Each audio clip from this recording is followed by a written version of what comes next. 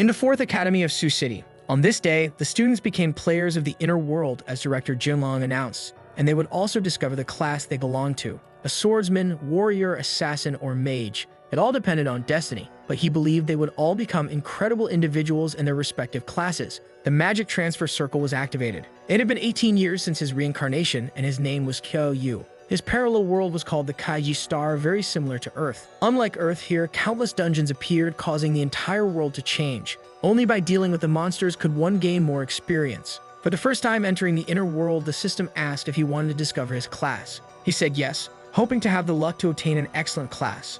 From then on, all he could do was wait for the result of his class. The system congratulated him, for he had obtained a secret class. From now on, he would be a Necromancer. This was more than excellent. It was simply unimaginable. This was a secret class that, at most, only 1 or 2 people in the entire world might possess. Any creature could be summoned from its eternal slumber, and if there was enough mana, Necromancers were an army of one. The rule was that secret classes were more powerful than normal ones, so he wanted to check his basic attributes. The stats were decent. His strength was full of vigor, but he had nothing in spirit. This left him stunned because spirit was an attribute that would significantly help a Necromancer. Attributes were distributed randomly by the system, and the maximum was 10 points. Less than 5 in spirit was terrible for a mage. He didn't know how he would fight. The system then asked if he wanted to discover his talent, and he accepted, thinking he had no hope left. Talents ranged from class F to S, and he waited to discover his. He received the Brave Heart of the Mage, which granted him 10 attribute points, though its classification was unknown. It provided attributes every time he defeated an enemy with physical attacks, allowing him to increase his basic abilities, but only one at a time. This was even more incredible because attribute points were usually gained only by leveling up, and he would gain them by defeating monsters. With this talent, he could max out his attributes. Thus, as a novice, he could achieve the maximum in all attributes, with the potential to become a formidable player. He pondered whether he should max out his attributes before using this ability, making himself an unstoppable force. Since physical attacks were required to activate his passive ability, strength became the most important. As such, he allocated the 10 points he received to strength. With 20 strength points, his vigor was now far above average. Having finished this phase, he needed to complete the beginner's task, which was required to finalize the class acquisition. He was then teleported to the location where the task would take place. Now he stood before a portal with a young woman. She was his guide, Elaine, tasked with assisting him if he needed help. He told her he was there to register and complete his first beginner's mission. She was happy to help and gave him a gift for beginners. He received an old cloak, a beginner's staff, and a book to teach him how to summon skeletons. The cloak was an accessory, and the staff was useless since he had no points in spirit. But with 20 points in strength, the staff would make an excellent club. Equipped, he was ready to discover his first task. His mission was to escape alive from the Misty Cavern. He needed to be quick, careful, and avoid destroying any skeletal soldiers because if he did. But he had already entered the portal, and Elaine couldn't finish explaining the consequence of attacking a skeleton. Inside the portal, he continued along his path. The cavern was decorated with piles and piles of bones. Only now did he realize Elaine had been saying something and he hadn't finished listening. He didn't think it would be that difficult and was impressed by the sheer number of skeletons there. It didn't take long for one of them to see him as an enemy and start attacking. The approach made noise, drawing his attention to the skeleton. It was a level 1 monster with 5 strength and 1 agility. The staff was already in his hands, ready to be used as a club. The two were about to engage in combat. A single blow was already devastating enough. There was nothing the skeleton could do about it. His little head fell to the ground, lifeless. At the moment, he checks if it's truly dead, because not being able to use magic is a bit complicated. With that, he gained 1 attribute point and 3 experience points, as well as a passive A-rank ability, Miracle of the Mighty. Each of his strength points can be converted into 2 attack points. Strength determines attack, and defense determines how much damage is reduced. With his passive ability, his strength is doubled for attack effects. This way, against an enemy with no defense, he can deal 42 points of damage in a single strike. Simply absurd. While he's thinking, several hands begin to emerge from the ground. Skeletons are ready to strike their knives with him as if it were a questionable dance. Seeing the enemies, he decides to focus on finishing the task first. Then the group of skeletons advances to finish what the first one couldn't. Ready to strike their knives, they move even closer. However, a single swing of his staff made them undead once more. He ended up gaining 4 more attribute points and 12 experience points. He also leveled up, which earned him 5 additional attribute points, giving him a total of 30 strength points. A beginner genius usually has 10. This was way too easy, and he wonders if the skeletons are just there to let him level up without effort. It doesn't take long for more skeletons to start rising from the ground. This time, it was a level 3 captain with 15 strength and 20 defense. Strong enough to put him in trouble if he gets hit by an attack. But with only 1 agility, it's highly unlikely to land a hit. The first strike of his staff was blocked by the shield. After defending against the attack, it's the skeleton's turn, striking the ground where the player stood. In addition to being a coordinated movement, the blow was strong enough to create a hole in the ground. Knowing that the skeleton is slower than him, he spotted an opening in its defense. This time, the staff struck the unprotected ribs. It caused the skeleton to lose balance and fall to the ground, creating an opportunity for a solid strike. Exalted, he taunts the skeleton to try and block this blow. The staff comes down with force like a police baton on the back of an unwary target. With that, he gained 3 more attribute points and 10 experience points. That was harder than expected, and he can't imagine how other players are managing to get through it. He also remembered that the director mentioned some monsters drop their cores, which grant random rewards, and now he's curious about what this one will drop. It's consumable gloves that guarantee the next strike will be a critical hit. Unfortunately, they can only be used once. While standing still, analyzing the item, more skeletons emerge from the ground. He definitely didn't expect more to show up, and each time they rise, even more skeletons appear. Even though he's already at level 2, he only has 20 health points, so he needs to be cautious. But with his unreasonable strength, dealing with those monsters is way too easy, and he earned another 10 attribute points. The good thing about the skeletons only having 1 agility point is that it makes them slow. Now he wants to check his attribute window. At level 3, his strength already totals 46 points. Outside, the students are talking about the classes they've acquired. Some will make their parents very proud. The director has not yet spoken, as it seems there's still one student taking the test. But no one understands how someone could take so long, since all they had to do was run and the skeletons lack agility. Among the students, there's someone who knows Kiao and is worried about him. Inside, he wonders if the skeletons are done and why there's no notification about the task's completion. A haunting voice asks how he dares. Automatically, his attention turns to the source of the sound. Skulls begin to levitate throughout the cave.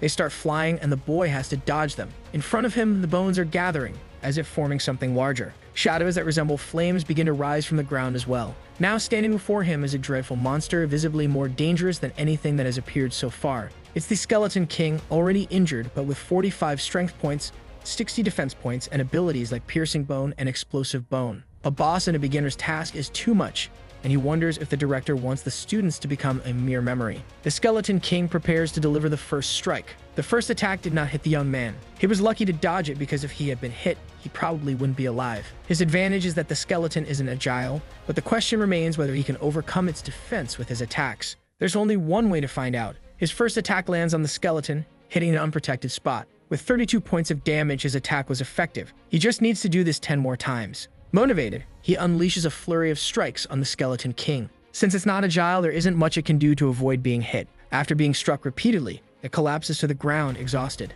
The young man wonders why that boss is even there, knowing there are still 200 health points left before he can finish it off. At that moment, something surprising happens. It's the first time the Skeleton King has seen someone pass through the cave using bare fists. If it still had its minions, it wouldn't be so weakened. Moreover, a novice managed to overcome its defense. It cannot let this person leave the place alive under any circumstances. Apparently, the Skeleton King just became even stronger. It followed the player's movements and is now ready to counterattack. Now, it is visibly faster too. Attacking once more, the player narrowly avoids being hit. He managed to dodge because he is still the most agile in this fight. Attacking head-on won't be as effective as before. He needs to adapt to the Skeleton King's new speed. Once again, the monster initiates an attack. Then the player spots a boulder that seems unstable and ready to fall. While dodging the skeleton's attack, he moves toward the boulder he noticed. The two face each other, staring one another down. Now the player deliberately provokes the Skeleton King, urging it to attack him in that position. The provocation works as the skeleton is already preparing to strike. The first contact between them is blocked with the aid of the staff. However, the force of the strike sends the player flying, costing him 26 health points. Even though it was just a push, he's left with only 4 health points. Unsatisfied with the result, the Skeleton King keeps advancing to finish him off. The player knows that even the smallest hit will be fatal. Thus, the monster attacks again, unconcerned with its surroundings. As it completes its attack, rocks from the cave ceiling start falling on its head. That small collapse costs it 70 health points. Now, it struggles to free itself from the rocky trap, with only 129 health points remaining. Seeing it trapped, the player decides to seize the opportunity to end it quickly, knowing he can't afford to continue the fight with so little health left. Motivated, he prepares to finish everything with a single blow. He equips a single-use glove that guarantees his next attack will be a critical hit. This time, he won't use the staff, he's going to rely on his fists. The skeleton watches its adversary completely powerless. A powerful punch is delivered, destroying part of the cave floor. The flames surrounding the skeleton begin to fade away slowly. Finally, the system announces that he has completed the task, and as a reward for being the first to defeat the boss, he receives 30 attribute points. For having defeated it barehanded, he earns an additional 10 points, 50 experience points, and 3 levels. Additionally, he receives the Skeleton King's ring, which he hadn't expected. When used, the next attack deals 50% additional damage with a cooldown of a full day. It's a good item because it's reusable and of class C, meaning he could sell it for a significant value. Still, he's intrigued that he was the first to defeat the Skeleton King. He wants to know how others managed to pass that test, but it no longer matters. He just wants to leave. Now he has 76 strength points. With the brave heart of the mage talent and the skill, muscle makes miracles. Finally, he appears outside among the other students. His friend Yang hugs him joyfully, relieved after worrying about his delay. Yang wants to know why it took him so long since everyone else completes it quickly, leaving him even more surprised. It's been 3 hours since the last person finished the task, so he asks Yang about his class. Proudly, Yang says he's now a mage. It's strange, as if they had entered the same world. A snob approaches Qiao, saying he was the last to complete the task. Mafei is the pest's name, and he says the protagonist is just a fool, asking if he wants to know what his class is. Qiao wonders why this guy loves to pick on him. It's like dealing with a silly child. It doesn't take long for the director to address everyone, announcing that training starts tomorrow, and students should now present their classes and talents. Some of them introduce themselves enthusiastically, while others less so, as they have low-ranked talents. A girl says that besides being a mage, she's also a healer. Her name is Zhao. Zhu says she's a paladin with a B-ranked talent. The annoying Mafei is a swordsman with a B-ranked talent as well. Some students begin stroking his ego since a swordsman is a very good class.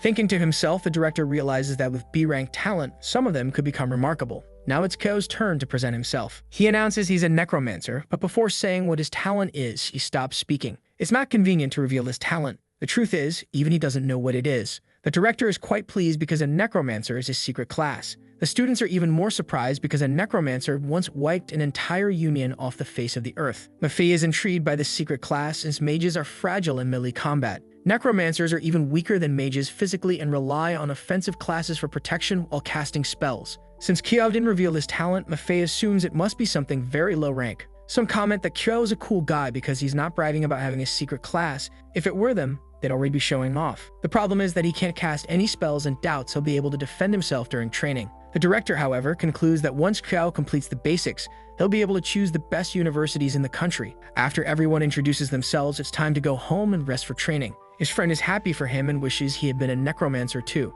At least he has 8 points in strength, which isn't bad, and his talent isn't so bad either. But hard work should fill in the gaps. Seeing that all of his friend's attributes are only single digits, Qiao realizes he's way ahead of the curve. Finally, he arrives home. He always announces his arrival even though his parents aren't there, as they are missing. In this world, his parents were very kind and loving people. When he was 6, they had to go to the capital. They disappeared afterward, leaving him an orphan. 12 years have passed, and he wishes to know what happened to them. What he wants now is to go to the capital and uncover the truth. The next day, the students are gathered, and the director says he only has one request. If they can't handle it, they should return immediately. Failing the training is much better than not living to see another day. In any case, it's not common for casualties to occur in this beginner's world, but there are always exceptions. Once, an entire class of 40 students disappeared without a trace. To this day, they don't know what that world was like, only that it was called a nightmare village. If the intention was to scare the students, the goal was more than achieved. But it wasn't supposed to be so terrifying, he says.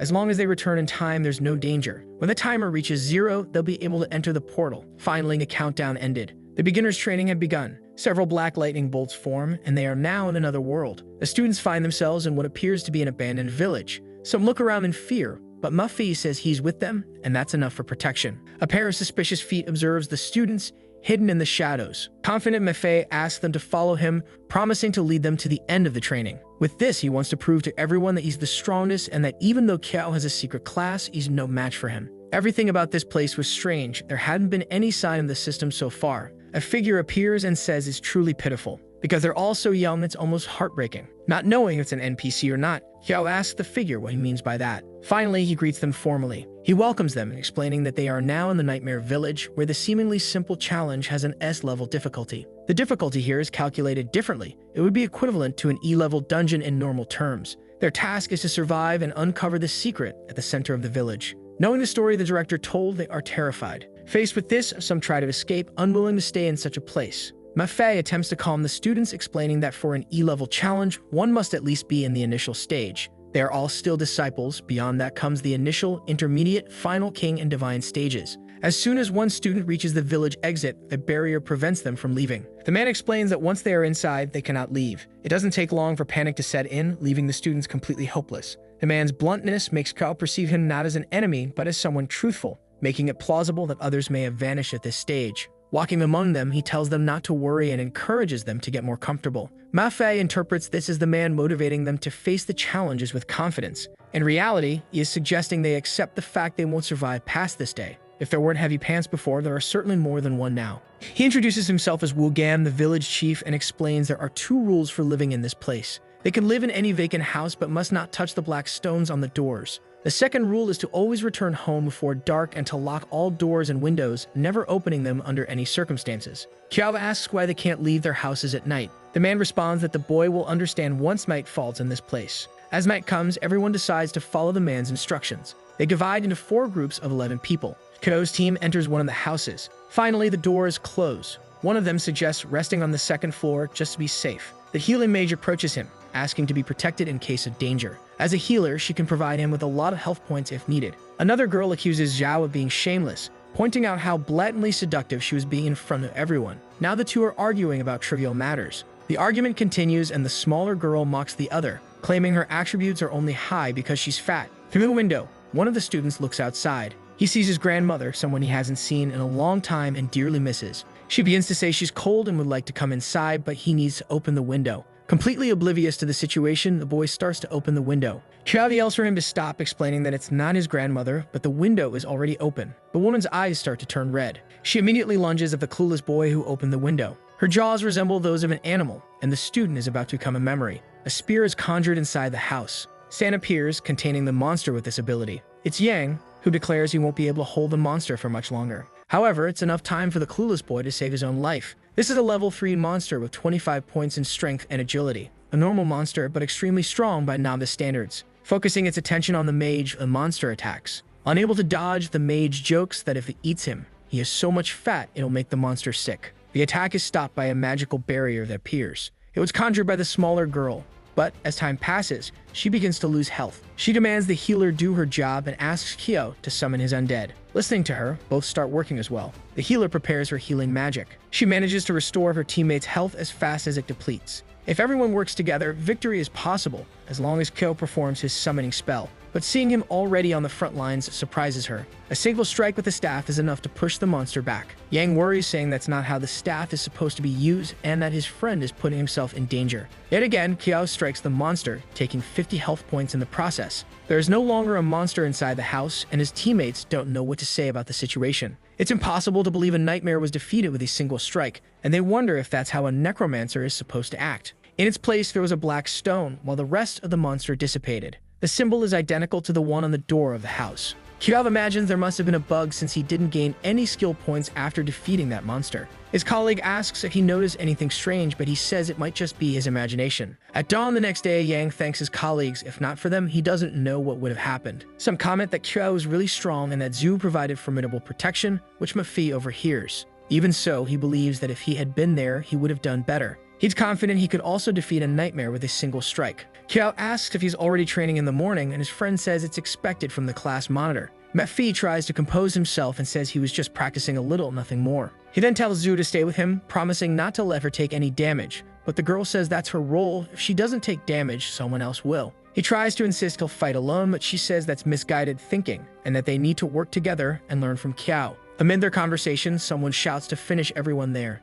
None should escape, and all of them should be thrown into the fire. The village chief orders them to eliminate anyone who resists. Mafi says there must be some misunderstanding, but the chief replies that they know what they did last night. Xiao notices the numbers on both sides are roughly equal, with no significant age difference. The chief explains that the nightmares protect the village, and by breaking the rules they are being punished. For their sins, they must be punished more than 1,000 times. Mafi asks if there's another way, claiming they destroyed the nightmare accidentally. Indeed there is. The one who angered the nightmares must spend the night outside the shelter. The chief is curious to see if anyone among them has the courage. Not knowing the number or danger lurking outside, staying outside the house is basically asking to become a memory. Xiao quickly steps forward, saying he was the one who defeated the nightmare and will stay outside. Mafi is worried and tries to fix the situation, thinking Kirao has lost his mind. However, not only is he perfectly lucid, but he also has something he wants to investigate, something that might help them escape that place. Once they agree, it's time for him to be tied up. Kyo was chained in the middle of the village. The girl asks what he means by being able to help and if he knows anything about the village's secret. He might have a good theory, but needs to test it at night. Finally, the moon rises into the sky, illuminating the village streets.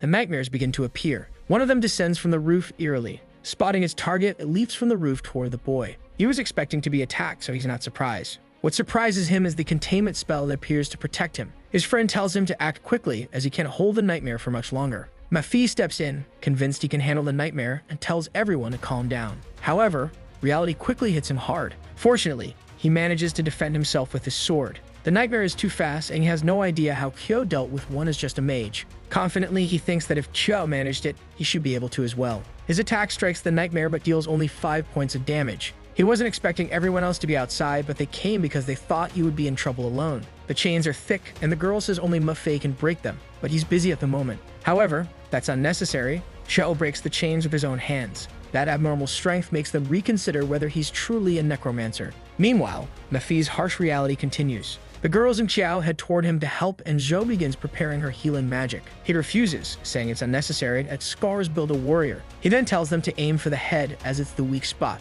Qiao does so, and the nightmare succumbs. It was rather obvious, and he thinks he should have figured it out sooner. Ko says the weak spot isn't the head, but Mafei thinks he's being sabotaged. Now it's time for him to observe his next attack. He believes it's going to be something spectacular to witness. He hopes the nightmare has fallen, but it begins to rise from the ground again, making him question if Yang was right about the weak spot. But this was what Kyo did.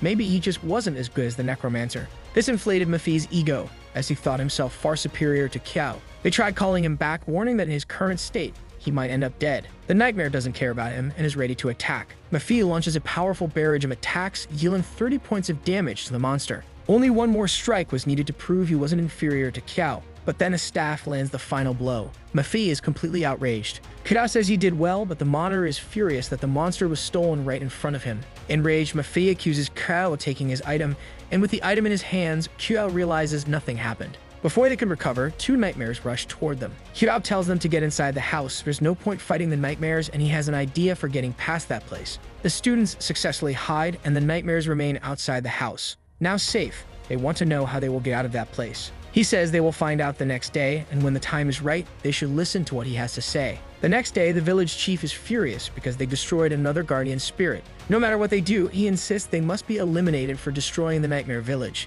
Kao asks if they really live in that place, to which the chief replies that they've lived there for generations. With things as they are, Kao declares there's only one truth about that village. The chief doesn't understand what the boy means. Pointing at them, Kao reveals that none of those people are the village's original inhabitants. All of them are, in fact, the class that was wiped out by monsters in the village. They've been trapped there since they entered and cannot leave. The chief says that makes no sense and accuses Kao of fabricating stories. However, Kao has evidence to prove his claim. With one of the stones in hand, the chief says Kao has committed a grave offense and deserves punishment. Not just him, but every student has a stone in their hands. The chief is horrified because those stones are what protect them, and now they will be punished by God for what they've done. In truth, the stones sustain that world, and if they're destroyed, the village will collapse. Qiao orders his classmates to destroy the stones. As soon as they are broken, cracks begin to appear in the sky. The man's memories start returning, recalling his promise to the director to bring everyone back. They were enthusiastic students who wanted to go to college, but they ended up entering the Nightmare Village. They were all attacked on the same day. He tried to keep his classmates from panicking, but by then, they had all been transformed. Now he was the village leader. Finally, he remembers everything that happened. He was the monitor of his class. A player has uncovered the village's secret, and the rewards will be calculated individually. The player's teleportation is about to begin. The monitor of the other class thanks them all for their efforts. Yan wants to know how Kwao figured everything out, but Kwao says he'll explain everything once they return. Time passes, and they wonder why they're still in the village, thinking they had completed the mission. A new mission has appeared for the 5 who destroyed the stones. They must recover in the Heart of Nightmares. It's an E-level difficulty mission. Qiao is now level 5 with a strength of 101 points. The rest of the students have returned, leaving only Qiao and a few others still there. If this is really the case, they must have received a secret mission, which alone will guarantee them spots in the best universities. However, it's undoubtedly dangerous, and they might not be able to complete it. Except for Qiao, the others are only level 3. Attempting that mission is practically impossible for them to succeed. One of the girls asks if breaking the stones was necessary to reveal the truth. Yang, on the other hand, thinks Kwao wanted his classmates to undertake the secret mission with him. Nefei doesn't think that's the case, but being competitive,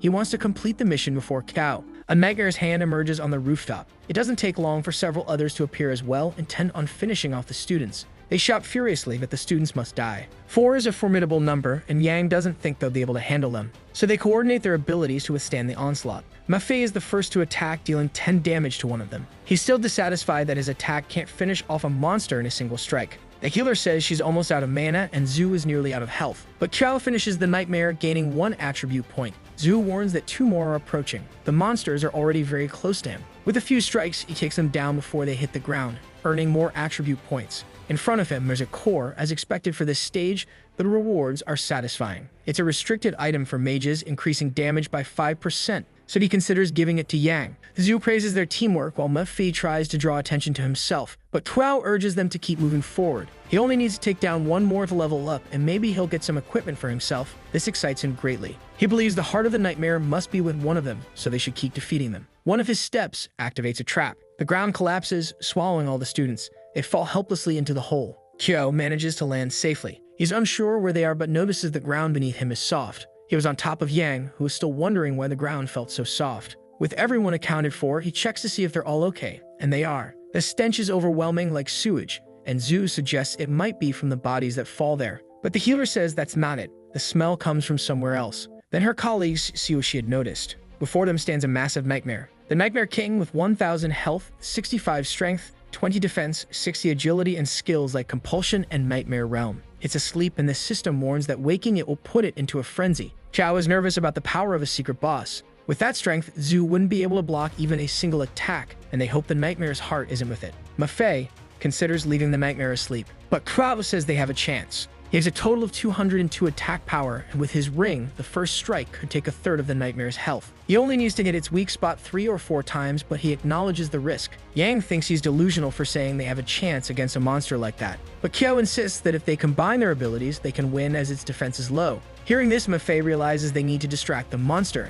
Krao says that if they do, he'll be able to land clean hits. Qiao also warns that this is risky since the monster is faster than all of them and strong enough to take them out in a single blow. Even so, they're confident Qiao's strategy will work and agree to go along with it. Mafei cautions him not to show off as this boss is incredibly strong. Still, Qiao remains confident and tells them to relax. After resting for a bit, it's time to put the plan into action. As long as it isn't attacked, the nightmare won't wake up, so the first strike has to be precise. On top of the monster, Qiao notices something that catches his attention. One part of it glows brightly. Perhaps that's its weak spot. He begins preparing his staff to strike. The ring's effect is activated, boosting his attack by 50%. Moreover, the strike is critical, and the boss loses 508 health points in a single hit. His friends watch in disbelief at how much damage the mage dealt. Qiao destroyed the nightmare's heart, and the mission is now changing. They must destroy the nightmare, as the mission is now rank A. The boss rises angrily from its slumber. Everyone should be prepared and act according to the plan. Seeing the players, the nightmare calls them evil humans.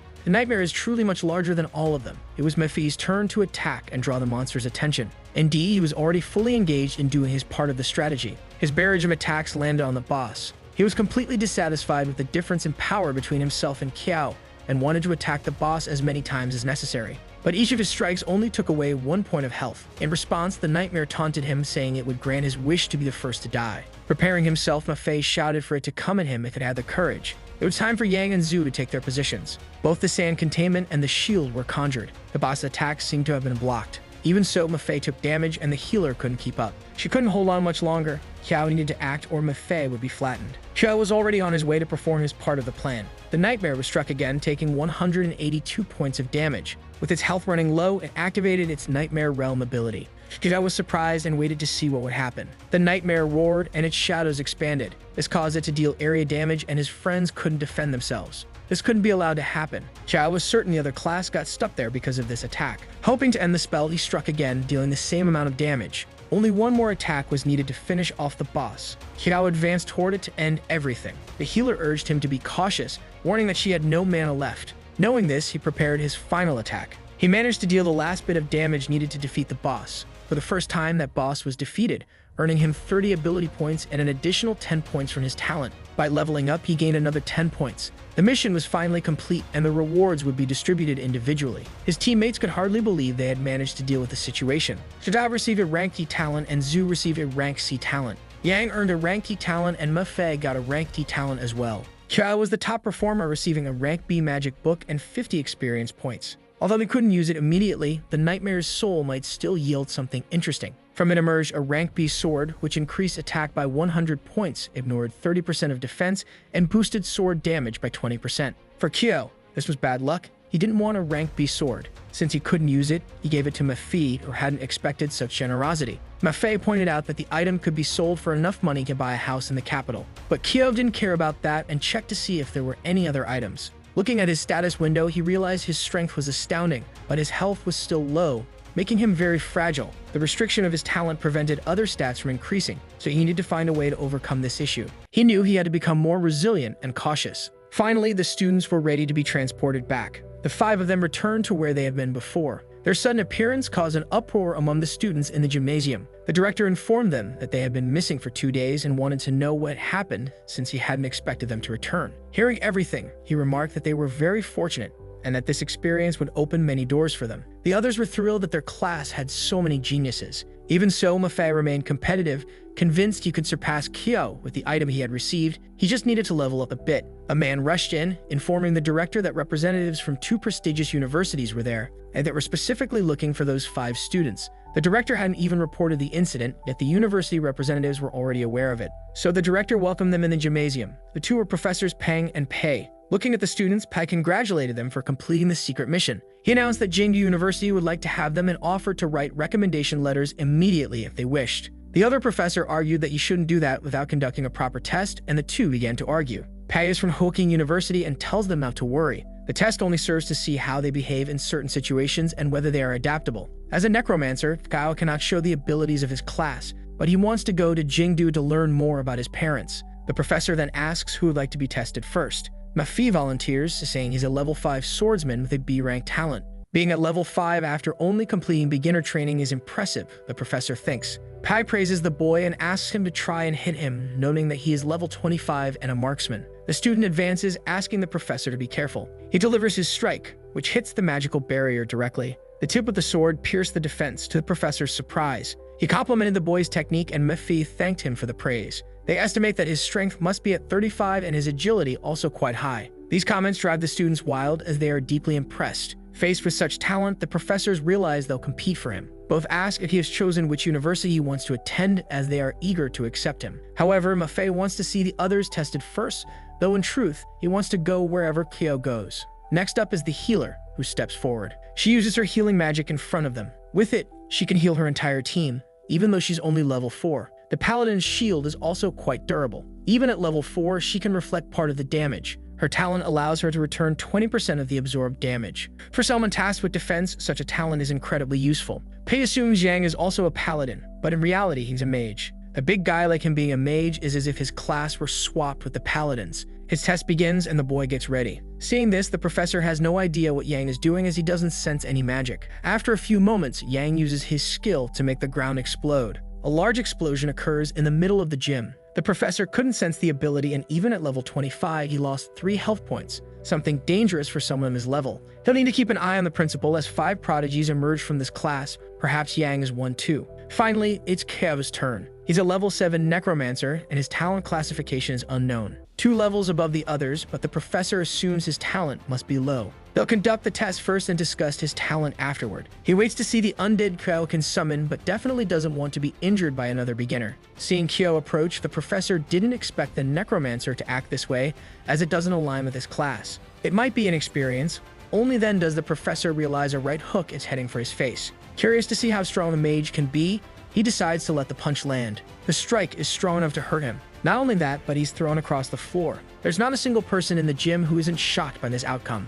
The principal, like them, is equally incredulous. A beginner student managed to knock down a level 25 professor with a single blow. The other professor believes Pei went easy on the student as necromancers aren't physically strong. There must be something wrong with Kyo, who nearly knocked him out with one punch. Among the students, the discussion grows about how a necromancer shouldn't have such strength. Peng is grateful he wasn't the one to take the rookie's hit, or he'd be spitting teeth. Kyo asks if the test is over, and it is, but they can't complete his evaluation without seeing him summon undead. He then says he wants to excel in physical combat like a warrior, but his ultimate goal is to go to Jingdu. This hasn't happened before, someone specializing in a class other than their own. So Pig decides to talk to the principal first. On the phone, he tells the principal that the rookie is terrifying and wants to train as a warrior even though he's a necromancer. And despite being level 7, he threw a level 25 professor into the air. Now the principal wants all 5 students at any cost. Thinking he might lose him, Peng wanted to invite Kuo personally and requested a video call. Jaiping Yang introduced himself as the director of Jingyu University and expressed his hopes that Kuo would join them. But before he could finish his presentation, Kuo announced he would join the university. Pei listened in dismay, having lost the greatest talent, and hoped to at least recruit one of the others. The director suggested that since they were from the same class, they could all go together, and the group agreed, much to Pei's despair. Peng was overjoyed. This was undoubtedly the highlight of his career. However, Kuo had some additional questions for the director and wanted to know if he had heard of his father, Kuo Anking. The director was surprised to learn that Kuo was Anking and Bai Shixia's son, which explained why he looked familiar. The boy wanted to know if the director knew where his parents were now. The director explained that they had been his students more than a decade ago and were extraordinary individuals. He knew they had disappeared but hadn't heard from them since their graduation. They had spoken of a secret world, and the director advised Kuo to go there, as there might be something waiting for him. The director promised to send the admission letters soon but advised them to pass through the worlds related to their classes to avoid unnecessary scrutiny. With that, he wished them good luck and bid them farewell. A week passed, and the students were preparing for their next test. Today, they would enter a world specifically designed for mages.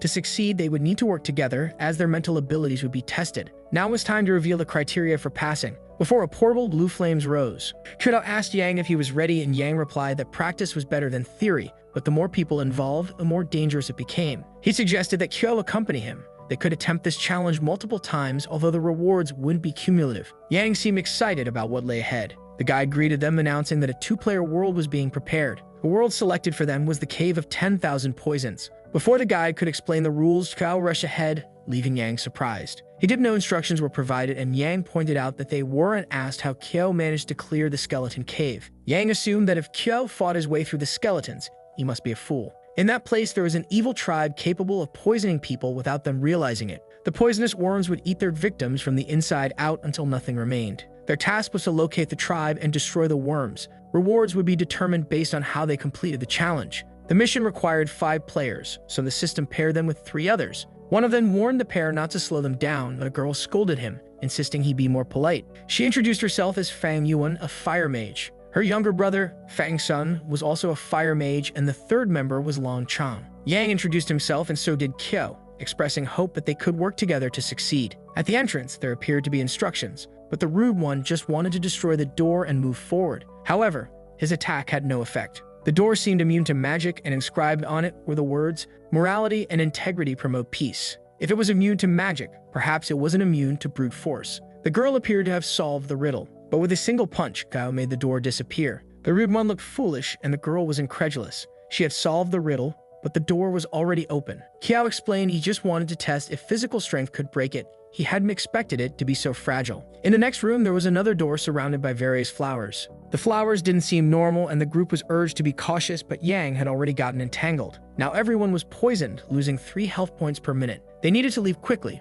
or they wouldn't survive. With his low health, Kidao wouldn't last even half an hour in that condition. The words on the door seemed meaningless, so they rushed toward it. There was no time for another riddle. They needed to act immediately. Once again, Kidao struck the door that blocked their path. Without an answer, brute force had to suffice. Thanks to this, they escaped the room. Although the place was meant to test their mental abilities, they felt they hadn't yet needed to use their brains. Now they had completed the first part of the task. A child greets them, introducing herself as Xiaodong. She asks if they come from outside. Then she notices they are all poisoned and explains that the poison comes from the Bian flower. They need to follow her to the cave if they want the antidote, because if the poison spreads too much, there will be nothing they can do. Unsure of what else to do, they decide to follow her. At her village, the girl introduces them to her parents, explaining whom she brought with her. The parents ask who they are, and the child replies that they are outsiders and poisoned. Hearing this, they are invited into the house to be treated for the poison. It doesn't take long for her to bring out the 5 venom soup for them to drink. The appearance of the soup is anything but appealing. At first, none of them have the courage to try it.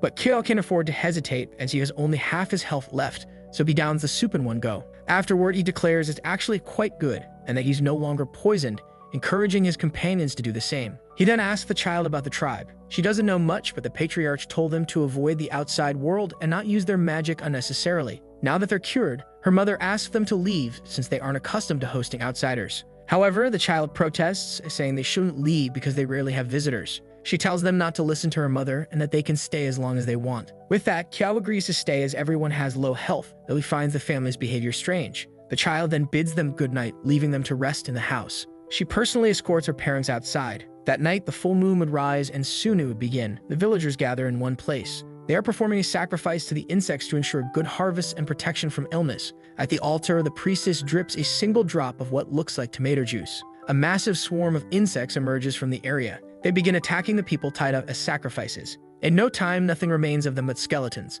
The players see this and are horrified. They realize they need to escape quickly. Qian is strong but lacks area of effect attacks. At the ritual, the priestess notices they are being watched. She orders someone to deal with the intruders, but to bring them back alive. Back at the cabin, they try to figure out what to do in this situation. If the villagers find out they are there to eliminate the insects, they'll be attacked immediately. While they talk, Hewitt hears a noise and asks what it could be. Insects have entered the cabin and are everywhere. To protect themselves, the fire mage uses one of her techniques. Qian joins in the attack, but the enemies are too weak for him to gain any points. He realizes that if he could, it would be too good to be true. Inside the cabin, Yang uses his sand technique. Seeing this, Qian praises him for combining two talents, but it drained almost all of Yang's mana. A warrior from the tribe approaches, remarking on how tough they are. Because of what they've done, he says they will become food for the insects they revere. While he speaks, Yang uses the same technique, but it only takes 11 health points from the warrior. It's almost useless, as the warrior is level 10, with 40 strength and 20 defense. NPC stats remain hidden until they take damage. Seeing this, they doubt they can overcome him as he's as strong as a boss. But Kyo doesn't care and wonders if this world operates differently from others. As the imminent attack approaches, the warrior doesn't think he'll take any significant damage. Yet with a single punch, he loses 121 health points, enough to put him on alert. Angered at being hurt by a mere human, he uses his insect bite ability. Now he's much stronger and has significantly better defense. He imagines that no one can hurt him in this form. Still, Chao isn't the least bit impressed. After a brief session of slaps to the face, the warrior is humbly prostrated with only 23 health points left. Now it's time for him to spill the beans about the sacrifice and who the priestess is. He explains that it's a pact with the insects to perform sacrifices every full moon and that their queen resides in the green stone. That's why they were healed to become the next sacrifices. Xiao now wants to know why Sheva calls the place by a different name, but the man claims he doesn't know who she is. There is only one person with the name Dong there, and she is their matriarch. Thanking him for his cooperation, Kiao lets the man go on his way. Changing his mind, Kiao decides to finish him off and collect a skill point. With that, he levels up and earns an item, the Sage's Protection, which can prevent a fatal blow once. An S-rank item is invaluable in any situation. Now the group discusses their next move, as the villagers will soon discover the man is dead, and dealing with the matriarch won't be easy. The mission requires them to eliminate the insects, so they don't have to confront the villagers directly. Therefore, their best chance is to act before the matriarch realizes what has happened. Walking along, they find the path clear and proceed. On the ground, they see the bodies of the child's would-be parents, realizing the villagers don't even spare their own. That explains their strange behavior. Not everyone there is evil. Combining their attacks, they attempt to destroy the stone where the queen resides. The combination results in an explosion. Before them, a massive crater is revealed. That should have been enough to end the insects, but the mission continues. Behind them, a woman speaks, commenting on how unruly they've been. If they are there, it must mean her warrior is no longer alive. If this is the matriarch, Kiao wants to know if she is Xiaodong. She asks if he dislikes her current form and wonders if she should transform into a child again. As a child once more, she asks which form he prefers. Her plan was to make him her companion, but since he has killed so many insects, there's nothing she can do now. Kiao demands to know why she treated members of her own tribe that way. They were her parents. To her, they were merely two useless, disobedient individuals. Unfortunately, Xiao was an orphan, and this deeply angers him. Noticing his anger, she tells him not to be upset. He'll be reunited with them soon enough. Suddenly, a swarm of insects appears, ready to attack. The voracious cloud heads straight for Kiao. The fire mage says they need to help him and begins casting her magic. But before they can act, the warrior from earlier attacks them. He declares they shouldn't interfere with the matriarch and should face him instead. He is level 10 with 50 points in strength and 30 in defense and agility. The insects are numerous and Kiao is taking steady damage. If his agility and defense matched his strength, this would be much easier. He considers using the brave heart now, but decides to keep fighting since he can survive a fatal blow. As he gets closer, the matriarch assumes he's eager to become insect food. However, she didn't anticipate what happened next. With a single strike, Kiao leaves a gaping hole in her body. But it wasn't fatal. She has 30 points in strength, 20 in defense, 50 in agility, and is level 10. She's also a rare NPC. Her stats are low, so there must be another reason she is rare. While lamenting the damage she's taken, her agility increases by 8 points. Xiao braces himself for her next move. Her strike was devastating. Before he realizes it, her hand has already pierced his chest. Her agility surged suddenly, leaving him with just 9 health points. Once he dies, she plans to use his skin as a souvenir. Yang is worried about his friend's condition, as Xiao is in serious trouble. While Yang is distracted, the warrior takes the opportunity to launch a potentially fatal attack. This reinforces the idea that they shouldn't ignore him. Yang casts his magic again, to which the warrior scoffs, claiming he takes no damage from fat people. He says those attacks only tickle. Surprisingly, the sand turns red. It explodes, dealing 312 points of damage to the warrior. Now the warrior is much slimmer, having used a fat-burning ability. Free of his enemy, Yang rushes to assist Xiao, who is more concerned about the fact that his friend is now a skinny guy. Even Yang doesn't fully understand it. He just got angry, lost weight, and now has almost 300 points in spirit. This is extremely high and interferes with how he uses his talents. Knowing this, he grabbed the matriarch and asked his friend to use that technique one more time. However, doing so would likely cause him to perish in the process. He told his friend to trust him and to act rather than talk. Trusting him, his friend began preparing the technique. The matriarch begged him to let her go, not wanting to meet her end there.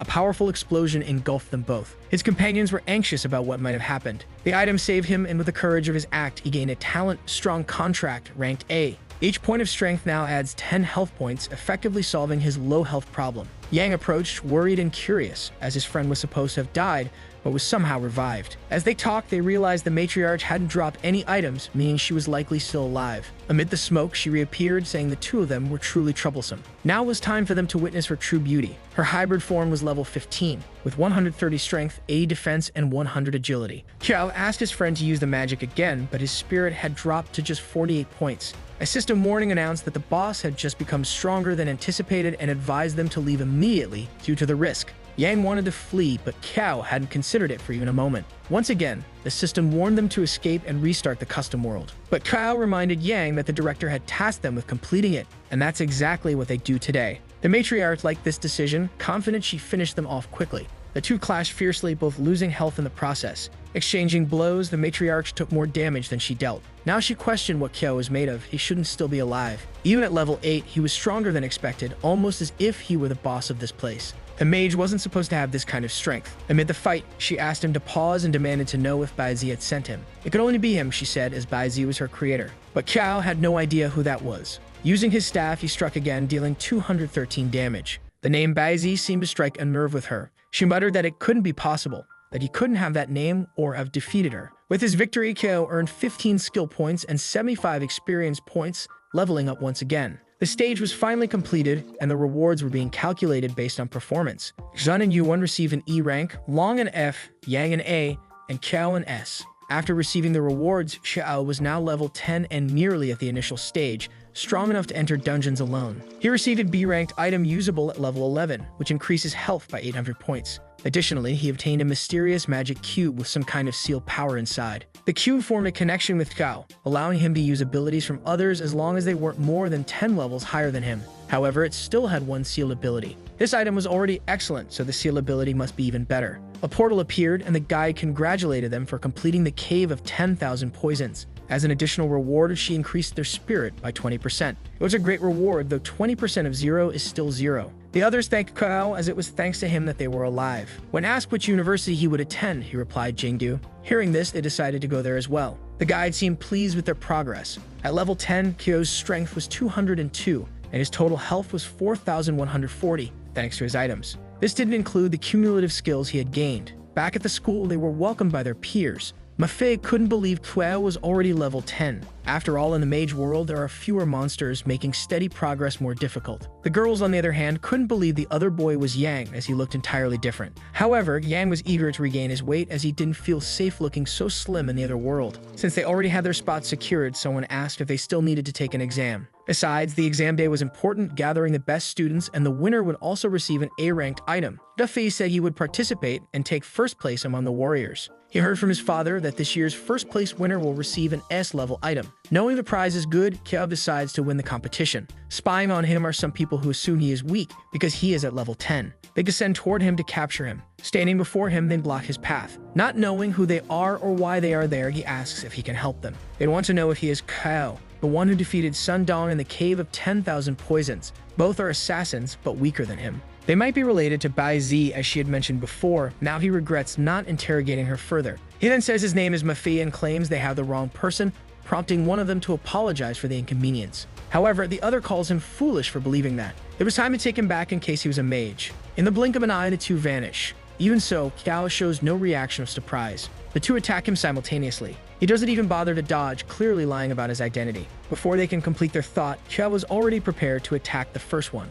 With one strike, he takes away 197 health points from the unsuspecting attacker. The other realizes his enemy is strong, as even he cannot do that to his companion. Indeed, this man is no mage. Looking at the remaining fool, Kiao asks if he's ready for round 2. The man begins apologizing to Mafei, explaining he mistook him for someone else. He admits he is just a weak cog in their organization, ranking below 7,000, and hopes the matter can end there. A level 18 assassin ranking among the 7,000 strongest in their organization highlights its power. He needs to let them go, or the retaliation will be worse. Continuing his path, Kiao says he hopes they find who they are looking for and offers to help, which they decline. Baizi is a divine white beast with horns, worshipped for exorcising demons from the land. Searching the internet, he finds no information about this organization. Soon his identity will be exposed, and with his current strength, he cannot defend himself properly. He needs to take the exam for his safety and head to Jingdu. As the director, there is the most powerful swordsman in the land, which would make him feel safer. If the university isn't safe, then no other place will be. Now he focuses his attention on the magic cube and what it can do. Perhaps it's an item that connects different worlds, which is why it was given to him. It raises more questions than answers, and Kao thinks about his parents. The apparent leader of this organization is atop a building. They report that their information was wrong and that the person they found was indeed very strong. That result is useless to her. For now, they will ignore her death as there are more important matters to attend to in the city. Days later, Kiao is with the university director, seeking to know if he knows anything about the cube. He explains it was found in a specialized world and appears sealed, but he wants to know if it can be opened somehow. The director says it can be opened with a password, but without it, they can use the key of all locks. This item can break the seal without damaging the cube's contents, as the seal isn't very strong. Hearing this, Kiao asks where he can find this item. He could find it in the Machine Kingdom, but is warned that it's an open-world realm, and he must be cautious of other players. In that realm, there was a war between humans and machines, as the machines had developed consciousness. In the end, they signed a peace treaty, and the area where he is located is human territory. To obtain the item, he needs a mission designated by Hu Jun,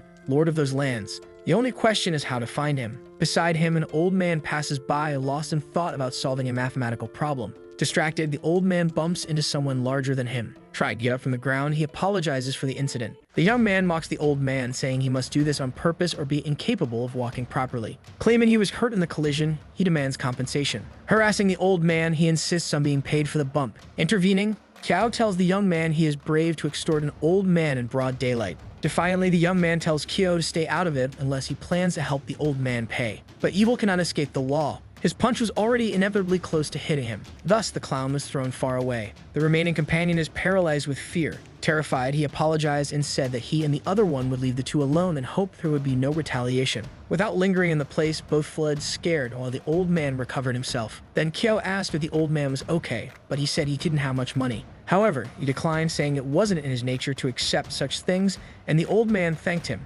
regretting not being able to pay for what he did. He continued saying he didn't need anything but would like to know how to find the lord of those lands, because he needed an item called the key to all locks, and he had heard he could get it from him. The young man's luck is great because the old man can help him with that. He also warned that it wouldn't be easy to obtain items from him, but Kwao said he had just used a little over 1% of what he could do, and he was confident he would succeed. Elsewhere, the clowns talk about whether the Lord of the Lands had found what he was looking for. He couldn't say, but that player was the strongest he had ever encountered. A young woman said that Kyujun was still giving lectures, and no matter how, he should be brought to her. The man said he would do so for Lady Mond. After walking for some time, the old man said the Lord of the Lands lived inside that enormous house, and Kiao thanked him. It was an impressive mansion, and he wanted to know how that old man wandered through it freely. Turning to ask, he realized the old man had disappeared. Anyway, he would continue searching for him to obtain the item. Opening the doors, he was met with a grand hall. In what would be the throne sat the old man, and beside him were the ones who had troubled him. Now he introduced himself as the Lord of the City of Machines,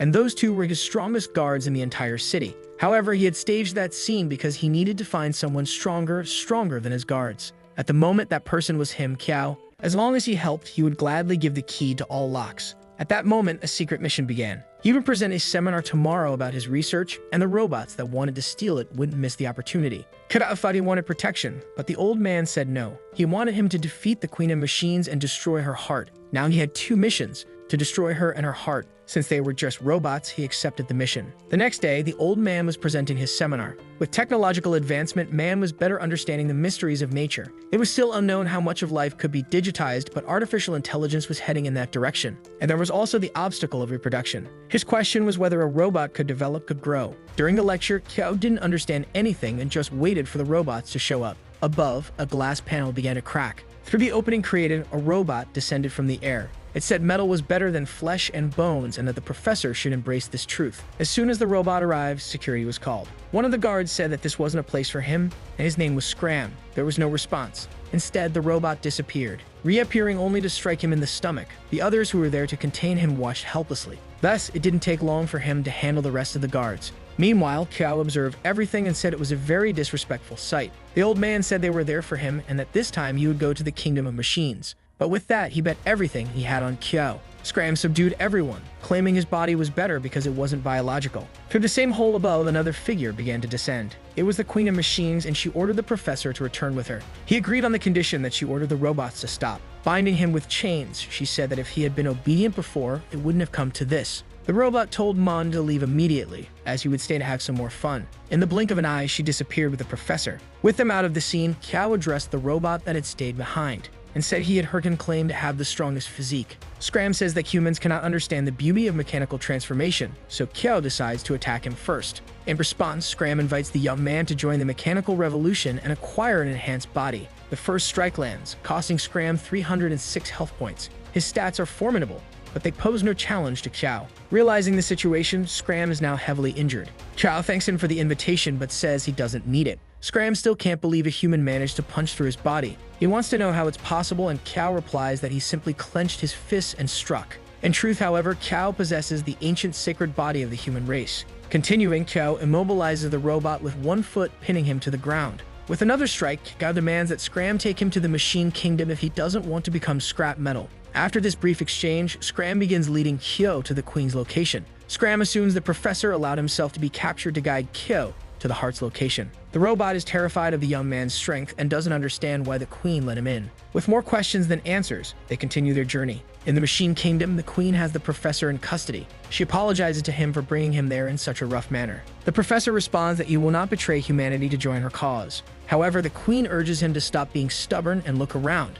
In front of them, something is being built and perfected. That is undoubtedly the heart he spoke of. It was both human and machine, a hybrid between the two, defying the term robot. The Queen prefers to call the process ascension, as the flesh is weak and the machine is strong. It was time for the professor to join the glorious evolution. But he calls her a traitor for abandoning her humanity to serve the machine's purposes. Hearing this, she asks what he just said. Several people begin falling from above as she asks the professor to observe. They scream for help as they are torn apart. Mechanical arms emerge from the robot, cutting through the people. Their bodies are absorbed by the hybrid heart. Meanwhile, in the Machine City, Kiao has already landed and is facing several robots. They see him as an intruder. Fighting them, Kiao finds them weak but strong enough to earn attribute points. He hadn't expected this and was quite pleased with the result. Eventually, there were no more functioning robots before him. The professor, witnessing the atrocity, declares that the Queen is truly a monster. However, the Queen retorts that his anger will solve nothing. She explains that the heart is called Marta and is actually a failure. They had intended for the robot to grow organically.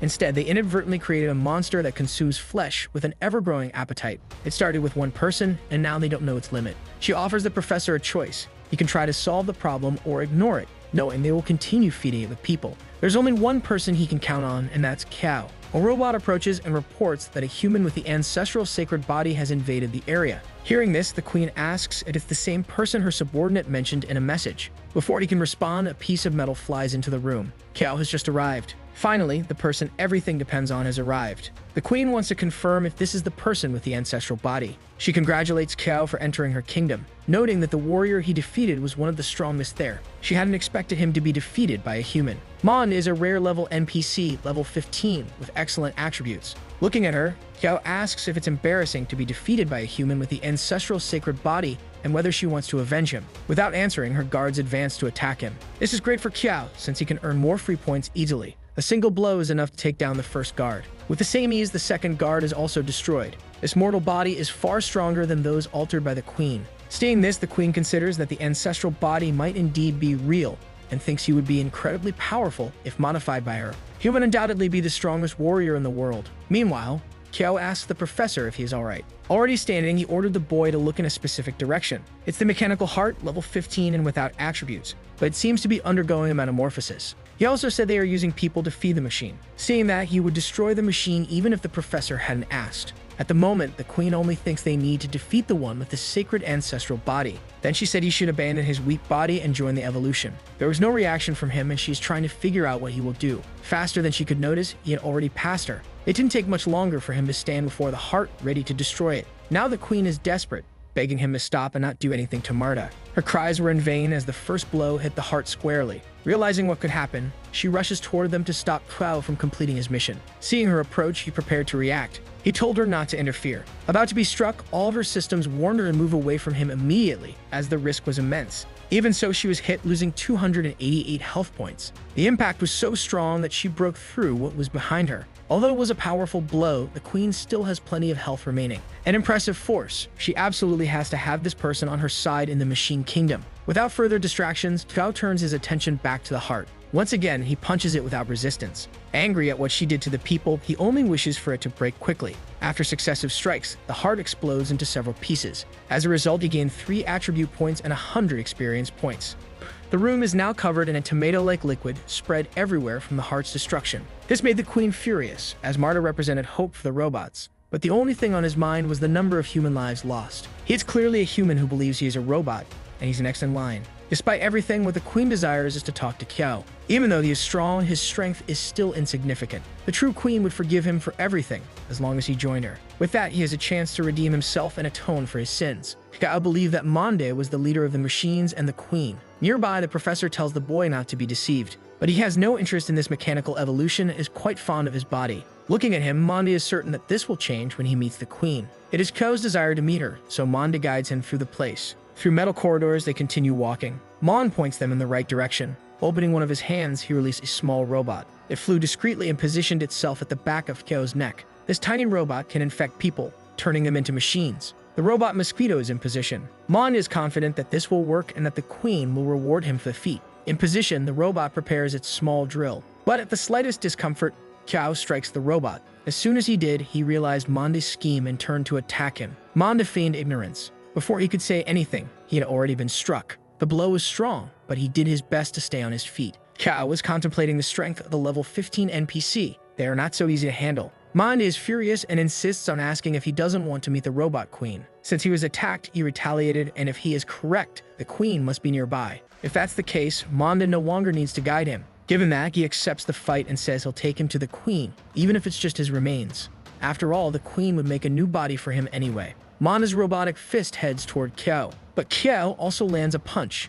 It's useless. Monde's attacks are completely ineffective. He becomes increasingly intrigued by the strength of the sacred ancestral body. Grabbing one of Monde's arms, he said scrap doesn't need to eat, striking him once more, causing him to lose even more health. Monde is cornered, unable to move. Meanwhile, Kiao prepares another headbutt. It hits Monde so hard that his face begins to crack. The force of the impact sent him flying into the nearest wall, destroying it. What remained afterward was his robotic form. With almost no health left, he admitted to underestimating the human. But now he would show Kiao what he should have done from the start. That appearance didn't appeal to Kiao, who would prefer a peaceful death over becoming something like that. The machine attempted one final strike against the young man. Not intending to take the blow for free, Kiao also prepared a punch to hit the robot. The clash between the two resulted in a critical hit. As a result, Kiao leveled up and gained a total of 25 attribute points. He had finally entered the initial stage. It was about time he reached that level. With this, he completed the mission and obtained the key to all locks. Even so, he wanted to find the queen, hoping she might have some interesting item. To access the next pavilion, a password was required.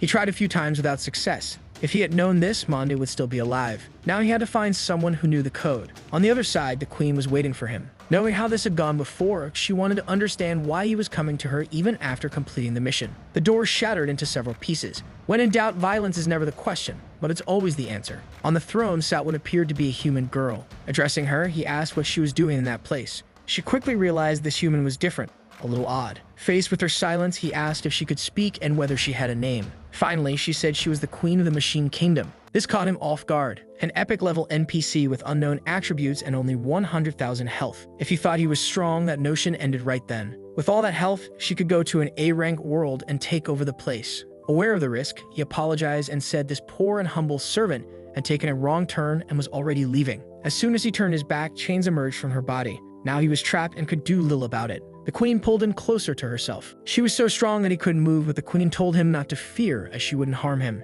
Touching his head, she appeared to absorb his memories. Through this, she glimpsed what the outside world looked like. She already knew that the world she lived in wasn't real. It was just one virtual world among many others, soon to reset, and everything would return to how it was before. However, there was a flaw. As long as she stayed in this room, she would remain the same, and she couldn't even recall how many times this had happened. After so much time, he was the first to come to her, and she wouldn't waste this chance. The young man asked if she had read his memories, but she said it was an exchange. It wasn't surprising that she had such a high level. Hearing this, he asked if the queen wanted to leave, and she said yes. But she could destroy him, as he was just an 11th level human who couldn't defy the rules of that world. However, she explained it wasn't necessary to break the rules. With her hand, she struck his chest. The gesture surprised Kyo, who didn't know what she was doing. Removing an object from within him, she said they could use the rules of the other world he spoke of. This was the queen's true heart, an S-rank item with a life of its own. It was meant for him to take, as it would soon grow and become a version of her. Players could collect items. Through this, she could discover what the outside world was like. Kyo asked if she was worried about what he might do once outside. But in his memories, she hadn't seen a single moment where he broke a promise. Besides, she wanted to know what life outside was like. This was an NPC with consciousness who wished to experience the real world. The queen asked if he had made his decision, and the young man said he had no choice. Hearing this, she thanked him and allowed him to leave her room. Upon completing the mission, the system rated him as A rank. He earned a B rank magic book, a C rank item, as well as experience and 5 attribute points. The mechanical knuckle increases the critical chance by 30%. That's not bad at all for someone like him who uses fists. Now it's time to take the cue to the director. Finally, he is teleported outside. In the director's office, he calls for him and finds it strange that no one is there. Either way, since he already has the key, he'll try to open the cube himself. The key is placed into the seal binding the cube. Lightning bursts from the object along with a bluish light, and it begins to move. From it emerged a blade with unknown attributes, an evolved item. That's what they left for him, but he doesn't know why it's a weapon or why it appears to lack attributes. It's not very suitable since he's a mage. The director finally arrives at the room and Kyo says he opened the cube. He doesn't care about that. The boy needs to leave now or risk missing exam day. It takes a moment for him to get oriented about the exam. In the exam hall, several students are gathered. Some students are pressuring the examiners to start the test already. But Yang asks them to wait because one student is still missing. The troublemakers say it doesn't matter since it's probably someone weak and without potential like him. Yang didn't like what he heard and asked the guy to repeat it. Then the big shot said it's common for the first place winner to always come from his university, and that this year wouldn't be any different, so it doesn't matter if other candidates try the test. Therefore, if the latecomer hasn't arrived yet, it's surely out of fear of participating. Hearing that, Yang says his friend could knock them all out with a single punch. Taking the bait, the guy says the little guy can try his luck, but he'll gobble him up like bread. Hearing all this, the girl wonders where Kyo has wandered off to. Mafei also steps forward and says the only one who can rival him is Kyo. But even saying this, he's worried about his friend's absence. Not far away, Kyo is running to get to the exam hall, knowing he's late. One of the examiners asks if all the students from the 4th university are present. This was his last chance to arrive and participate. From afar, he shouts that he's here, to the relief of his colleagues. The man has arrived just in time. The envious ones are annoyed that an anonymous student made them wait so long. One of them tries to downplay the situation, saying he wasn't really late, and the envious ones say they're in a hurry to secure the best placements. Kyo asks where these guys crawled out from, and Yang says they're from the 1st university. The envious one gets furious at the way he was referred to and says he'll crush Kyo in the competition. Kyo continues to dismiss them and hadn't expected the supposedly top students to have such fragile egos. Faced with this, the most offended one becomes completely flustered. Behind him, another student calls his attention. Their goal is first place, not making trouble. This puts the clown in his place. Just as they started to stir up trouble, they left as abruptly as they came. With everyone present, it's time for the exam to begin. The lead examiner takes his position. He does Jin Tong, and the exam will use a points system. Victories earn 2 points, even consecutive ones, while losses deduct 1 point, but no more than 1 in a row. After the first phase, the top 10 will face off to determine the best among them. When asked if the students understood, they confirmed they did. With the instructions given, the exam began. In the audience, several parents are cheering for their children.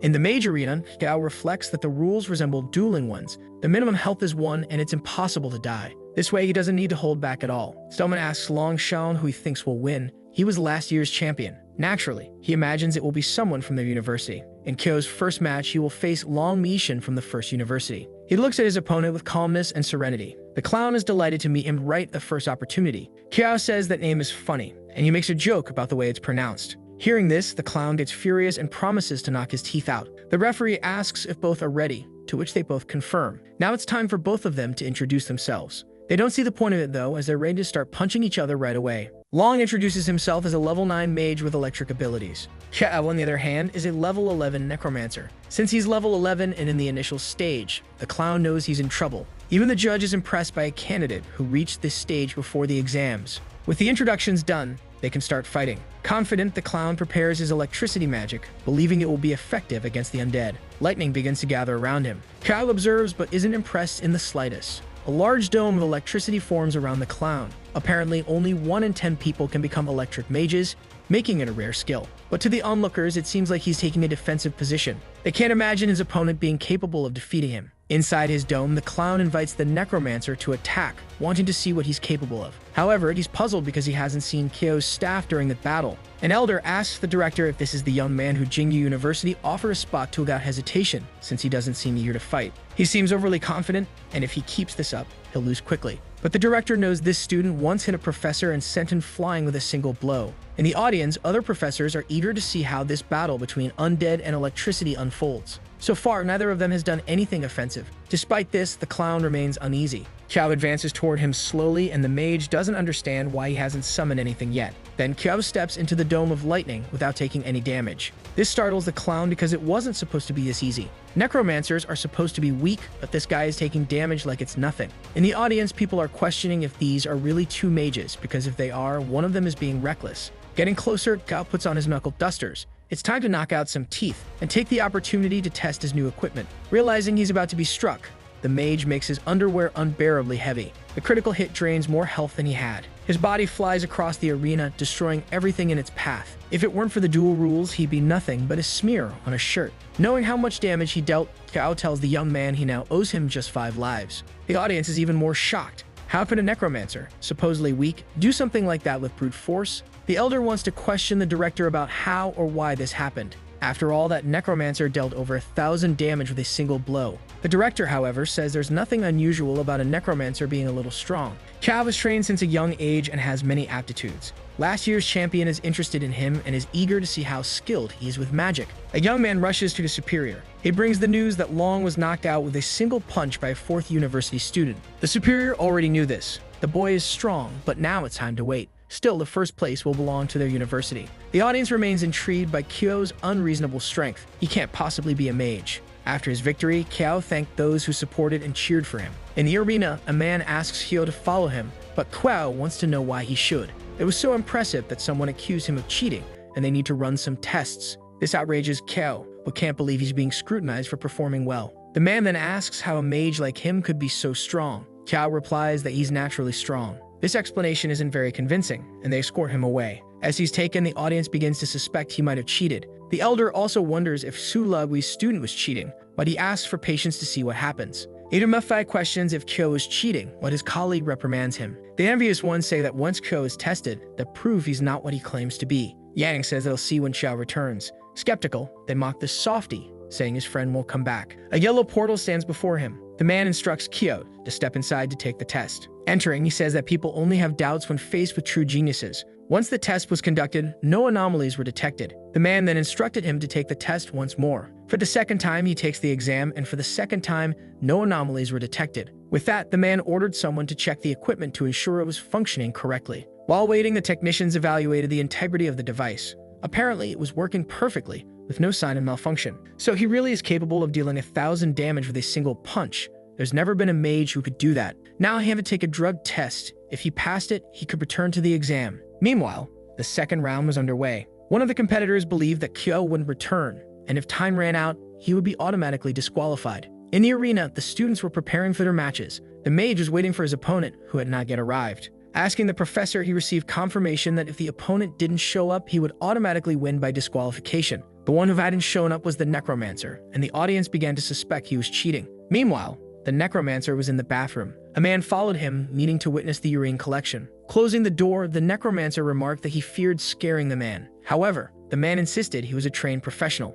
The two were inside the stall. Upon exiting, the man was traumatized by what he had witnessed. Returning to his supervisor, the man reported that Kyo's results were all clean. That was enough to allow him to return to the exam. Looking at his file, the supervisor recognized him as the son of Kyo Anking. Certainly, he was bound to deliver many surprises. Yang was already worried about the risk of his friend being disqualified. The envious one said that he wouldn't return and had probably already been expelled without anyone knowing. The girl pointed out that he was only investigated because of a report, likely made by them. But she admitted she had no proof it was them, and besides, it wouldn't matter if he were actually cheating. That level of damage was completely disproportionate, and it was natural for anyone to question its validity. Yang continued to believe in his friend's innocence and that he would return soon. The envious ones insisted they were delusional, saying Qiao wouldn't return under any circumstances. Mafei remarked that they were desperate to take first place, but it wouldn't work. Even with Qiao out of the competition, he was determined to win. Then the girl announced that Qiao had arrived. After passing all the tests, he was heading toward the arena. The referee was preparing to declare a win by disqualification, but Qiao asked him to wait.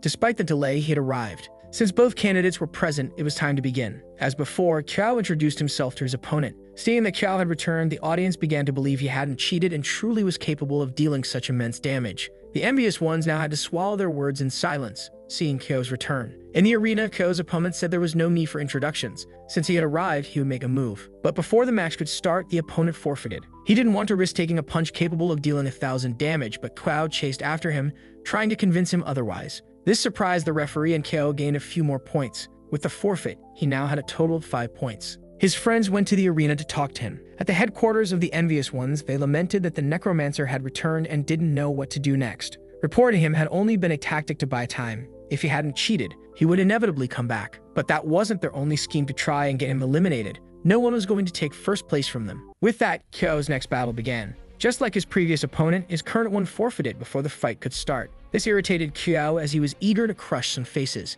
However, his opponent insisted he didn't want to experience the pain of a 1,000 damage punch. The same happened in the 4th round, much to Qiao's frustration. This continued until the 8th match. Qiao, who had been hoping to face someone, was disheartened by the situation. If things kept going this way, he would enter the 2nd phase with a perfect score. But the envious ones planned to pit him against a professor from the 2nd academy in the 9th round. It remained to be seen whether she would follow their plan. All they need is to start the fight, the rest will depend on her decision to win or not. And so it begins. Professor Sherong will fight against Qiao. In the audience, the crowd goes wild over the beauty of the woman. In the arena, it's time for them to introduce themselves. The woman is an ice mage level 11. Among the directors, an old man comments that Qiao is in a tough spot now, but Su reinforces the idea that they don't know how strong Qiao really is. Qiao introduces himself as a level 11 necromancer. After the introductions, the professor's staff immediately starts glowing. This surprises Qiao because up until now, she didn't seem like someone who would give up. Calmly, she says there's no reason for her to back down now. Hearing this, Qiao becomes excited since it's the first time someone hasn't given up after knowing how strong he is. In the audience, the crowd gets upset, assuming he'll fight dirty against such a beautiful woman. Hearing the boos, he responds that he won't go all out against someone so beautiful. Then he pulls out the item he got from the magic cube. It's so unusual that the referee can't believe Qiao is actually a necromancer. On the other hand, the professor becomes apprehensive as she's never seen a mage fight this way. Wielding the spear, Qiao moves to attack.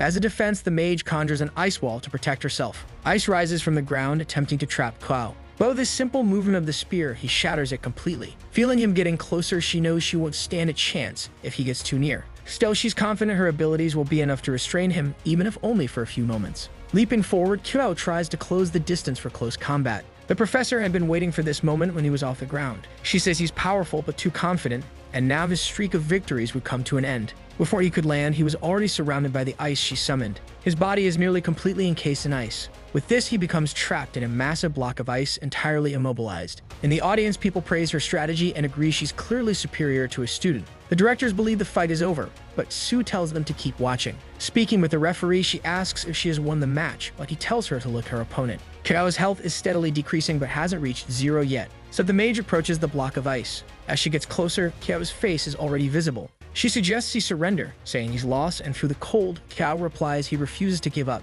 To her, he's just enduring unnecessary pain, and soon his health will drop to 0. But Qiao knows that with his current health, it will take some time. Forcing his way out of the ice, cracks start to form in the block. To prevent this, the mage tries to produce more ice to restrain him. Once again, he's trapped, but the professor recognizes that to have broken the ice, he must be abnormally strong. Her efforts didn't stop him from freeing his head from the ice again, and now he wonders how much mana she has left. Her mana is already depleted, while his health still appears to be full. Unable to maintain the ice trapping him, Qiao finally breaks free from his frozen prison. Without mana, she can only watch in disbelief at what just happened before her eyes. Once free and with her mana drained, Qiao points his spear at her. He gently invites her to surrender the match, but she refuses to do so. The The blunt side of Kyo's blade is about to strike her head. The professor is sent flying, taking 260 damage. Her crowd goes wild at the seemingly brutal act. Kyo, however, couldn't care less about their reaction. After all, this is a competition. The battle finally ends with Kyo emerging as the winner of the round. The directors are utterly incredulous, and Sue declares that this year, Kyo will be the champion. No one can stop him. A student rushes to aid her professor, noting that her score is enough to advance to the next stage. The problem, however, is that young man who isn't a mage and insults the competition by being here. This irritates Kyo, as it's not his fault he's a mage focused on close combat and much stronger than all of them. At the stronghold of the envious ones, they no longer knew what to do. Kyo was undefeated and advancing to the second phase of the exam. The envious leader called the professor useless, saying he would have to take matters into his own hands now. A student asked the professor what she thought of the fight and commented that Kyo's strength was extraordinarily unusual. She had seen the fight schedule and Kyo wasn't supposed to be her opponent. Someone had deliberately altered it. This made her think someone wanted her out of the second phase, but she soon realized the real target was Kyo. She wondered whether she should tell him. She decided to approach him and share what she had discovered. She told him what had happened and urged him to be cautious because this person was likely still after him. Instead of worrying, this motivated him even more to send this person flying with a single blow. With the first phase over, people prepared for the second stage. The candidates who passed the first stage gathered together. The arena battles were finally about to begin. These were the top 10, and the audience was divided between thinking Kyo would win or that he was just a cheater. He was the first to step into the arena, but in reality, he was just waiting for the one trying to sabotage him from the shadows. Positioned in the center of the arena, the audience speculated that he intended to take on all 9 opponents at once. Behind him, a Trembolone enthusiast made his entrance. The newcomer claimed that only a genius could secure first place, and he was one. Before he could react, he was slapped across the face, losing 354 health points. Kyo reaffirmed his statement, that guy wasn't a genius. The audience was increasingly amazed, convinced that this remarkable young man would be the winner. His victories were so overwhelming that the crowd no longer hesitated to cheer for him. His name was being chanted, but all he cared about was the emergence of the one trying to sabotage him. The envious one approached and called him a crowd pleaser, nothing more. Then he made Kyo a proposal of 5 million. Kyo didn't understand, so the envious one clarified it was an offer of 5 million in exchange for Kyo withdrawing. He pointed out that Kyo was an orphan. His parents hadn't left him any significant inheritance, and that amount could change his life. Feeling insulted, Kyo said dreams couldn't be priced. Or rather, they could, but not for such a paltry sum. Seeing a possibility, the envious one asked how much more Kyo wanted. He would consider giving up for 1 billion, but wouldn't refuse 100 billion if offered. That amount was out of the envious one's budget, so he declared he would deal with Kyo harshly instead. Kyo wanted to understand why he was so hated, deciding this must be the envious one. Like Kyo, the guy was at the initial stage and was a shadow mage. It was the first shadow mage Kyo had ever encountered. The battle was about to begin. Kyo was excited. He'd finally get to mess up the envious one's face. With one hand, the guy summoned his shadow magic. Shadows began forming around the arena. Taking on humanoid shapes, the guy extended his hand toward Kyo. The battle between a necromancer and a shadow mage left the audience ecstatic. They wanted Kyo to summon his undead, but he said he didn't need them. He was more than enough to handle the situation on his own. Wielding his spear, Kyo waited for the shadows to get close enough to him. When the first one entered his range, he struck it hard. But he noticed something. They were different, more solid than he had expected. These shadows had bones of steel and iron, the first stage of what the envious one had prepared to defeat Kyo. But Kyo wasn't intimidated and kept fighting, hitting the shadows which could do nothing to defend themselves. If that was all there was, it wouldn't be a problem. Solid or not, it didn't matter. He was motivated to see if his strength could break one of them. With a powerful vertical strike, he aimed to slice one of the shadows. Despite the strength of the blow, his blade couldn't completely cut through it. Since his blade was already near its neck, he struck what appeared to be a weak spot. Now only 3 shadows remained to be dealt with. The envious one struggles to believe the sheer physical strength of Kyo. If someone told him Kyo was a monster, he would believe it. Meanwhile, another shadow loses its head to Kyo's blade. It doesn't take long for all the shadows to cease existing. Now it's the envious one's turn to face the edge of the blade. As Kyo approaches for the attack, the envious one states that he doesn't summon those shadows for combat.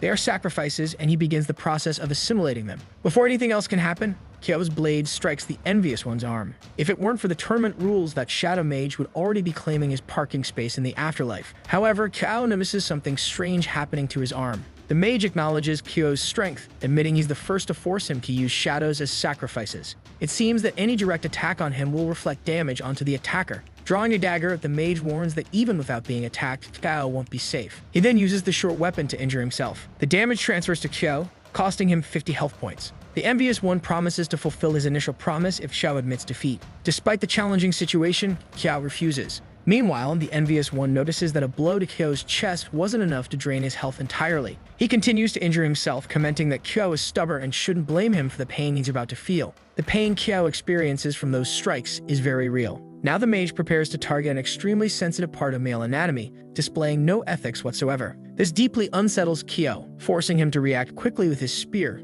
severing the mage's arm. The envious one is forced to retreat and uses the shadow sacrifice and assimilation process again. As a result, Kyo suffers another 496 damage points. In this situation, having high attack power is no advantage. Kyo needs to figure out the limitations of the mage's ability. Perhaps it's tied to the dark aura surrounding him. He then announces that he understands the mage's abilities and that with the next move, the fight will end. With one hand concealed, the envious one taunts Kyo, inviting him to try anything he likes. Facing him, Kyo executes a strike that doesn't hit but causes a displacement in the air nearby. Kyo asks if the mage really thought he wouldn't see through the enchantment. Now it's time to see if the mage can dodge the attack. The envious one declares that if he does, he'll call Kyo daddy. The punch is already prepared, ready to crush the mage's face. The mage summons a shadow protection technique. The defense withstands the first impact of Kyo's punch. It seems Kyo's guess was correct. Otherwise, the mage wouldn't have needed to defend. However, the mage insists that defending isn't the same as dodging. Wasting no time, Kyo continues striking, causing the envious one to lose 125 health points. The shield can withstand hits from an average boss,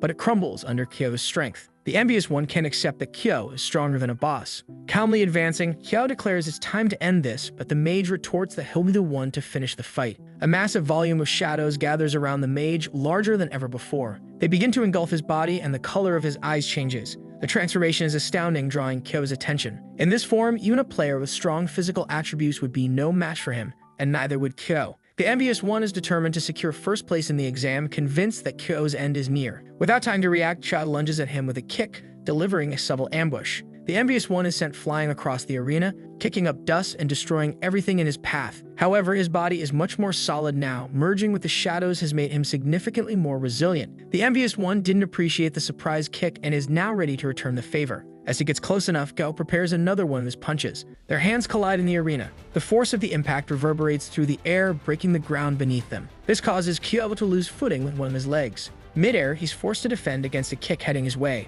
Before he can return to the ground, his ankle is grabbed. Even so, Kyo is not surprised at all by his opponent's strength. From the air, he strikes him in the face with ease. Once again, the envious one is thrown, this time breaking the ground with his body. The audience doesn't understand, as a mage duel has turned into a hand-to-hand fight. Observing the battle are two mysterious figures. They are assassins, now certain that this is not Mafid, but actually the Kyo they were searching for, and that they must bring him to Bai Zi. The Shadow Mage wonders how Kyo is capable of matching his strength in this state and what magic he used to achieve it. Matching. This word doesn't define this situation between them. Within himself, the envious one thinks his ability is nearing its end. Now he has no other choice. He uses his Devouring Shadows sacrifice technique. His director is concerned and orders him not to use it under any circumstances. But he refuses to give up the fight, wanting to prove he's stronger than his brother. His brother is last year's champion, and this has placed undue pressure on him for a healthy competition. Unconcerned with his personal drama, Kyo just wants him to attack already with this new ability. The envious one strikes, causing Kyo to lose 141 health points while declaring that his end is near.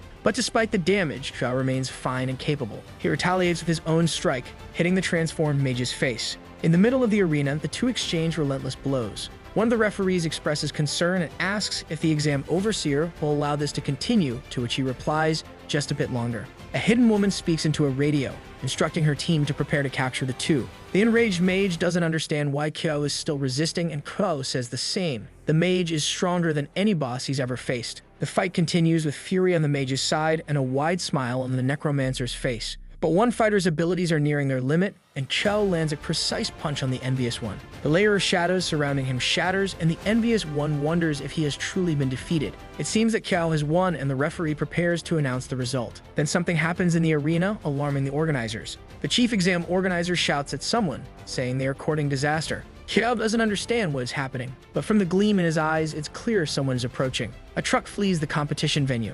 Inside it are several students who participated in the second phase, including Kyo. He finally wakes up wondering what happened. The envious one, whose name is Gu Su, is there, as is the professor who fought him. It seems the best candidates have been kidnapped. A hooded woman approaches him, saying she regrets bringing him in this way. Kyo remarks that if this is her way of inviting people, she should refine her method. She tells him not to fear. She is the leader of Bai Zi in this city, and her name is Kuasi. It was because of Kyo's abilities that she had to abduct him. Yang and Mafi, also present, don't recognize the name Bai Zi, a bold move by this organization to act in the middle of the exam. The professor states that the repercussions of this action will be enormous and demands they be released immediately. But the woman insists they will be freed as soon as they reach their destination and assures them there is no risk as long as they remain calm. However, anyone who tries to escape will find out firsthand whether God exists. The question among them is why they were all abducted. Just as universities need good prospects, her organization does too. One of the captives stands up, saying he's never heard of them and demands to be freed immediately. The woman kicks him in the stomach, knocking him to the ground. She says they have no choice. Once they witness the power of the organization, they will join willingly. If they refuse, they won't live. If they are smart enough, they will realize the correct choice. The cuffs are special, and they shouldn't even think about escaping to the inner world. Leaving the room, the door closes behind her. Earlier, the professors have fought, and the chief organizer asked who these people were. His arrow struck a young man, but that was one of the exam workers. There's an infiltrator among them, but the top priority is to rescue those who were taken. An expert level 35 archer, who would have thought the chief examiner would turn out to be him. The man prepares his bow, not knowing who the young man is, and the latter says he doesn't intend to reveal his identity. Arrows are fired toward the hostile intruder, but it wasn't his body, it was just a mirage. Distracted, the chief examiner is struck. The young man remarks that the old examiner is hot-headed, a surefire way to meet an untimely end. The rubble covering him flies into the air as he stands up. Soon, the same thing happens to the entire ground around them. As the dust begins to settle, something unfolds. The chief examiner finally frees himself from his restraints. Two of his subordinates arrive to check on his health, and he assures them he's fine but wants to know where the intruders are. They escape with 10 students, and the subordinates fail to stop them. Hearing this, the examiner demands to know which 10 students were captured. After hearing their names, he becomes deeply enraged. Two directors approach him, explaining that since the captives are prodigies, they are not in immediate danger. This was so well orchestrated that it's no ordinary organization behind it, not in the middle of an exam. Another subordinate approaches, reporting that the same thing happened in other cities. The examiner orders an investigation, prioritizing the students' safety. In the truck's container, Kiao examines the special shackles. One student, a physical cultivator, says those shackles shouldn't be able to hold him. He struggles to break free, but the chains remain intact. On the other hand, Kiao easily frees himself, commenting on the poor quality of his shackles, much to the physical cultivator's surprise. With his spear in hand, Kiao offers to help free the others. Using the blade, he quickly breaks their restraints. One student remains shackled, the envious one. Using his abilities, he insists he doesn't need Kiao's help. As he struggles to free himself, Kiao cuts through the truck's wall. Now the students have a clear path to escape. A mysterious woman hears the suspicious noise. She immediately orders the truck to stop. As she steps out, she finds the students already outside. Once again, they face each other. Not even a level 20 physical cultivator could remove those shackles, and she demands to know how they managed it. Kiao quips that if he told her, she wouldn't be able to sleep at night. Before she can say anything more, they are teleported away.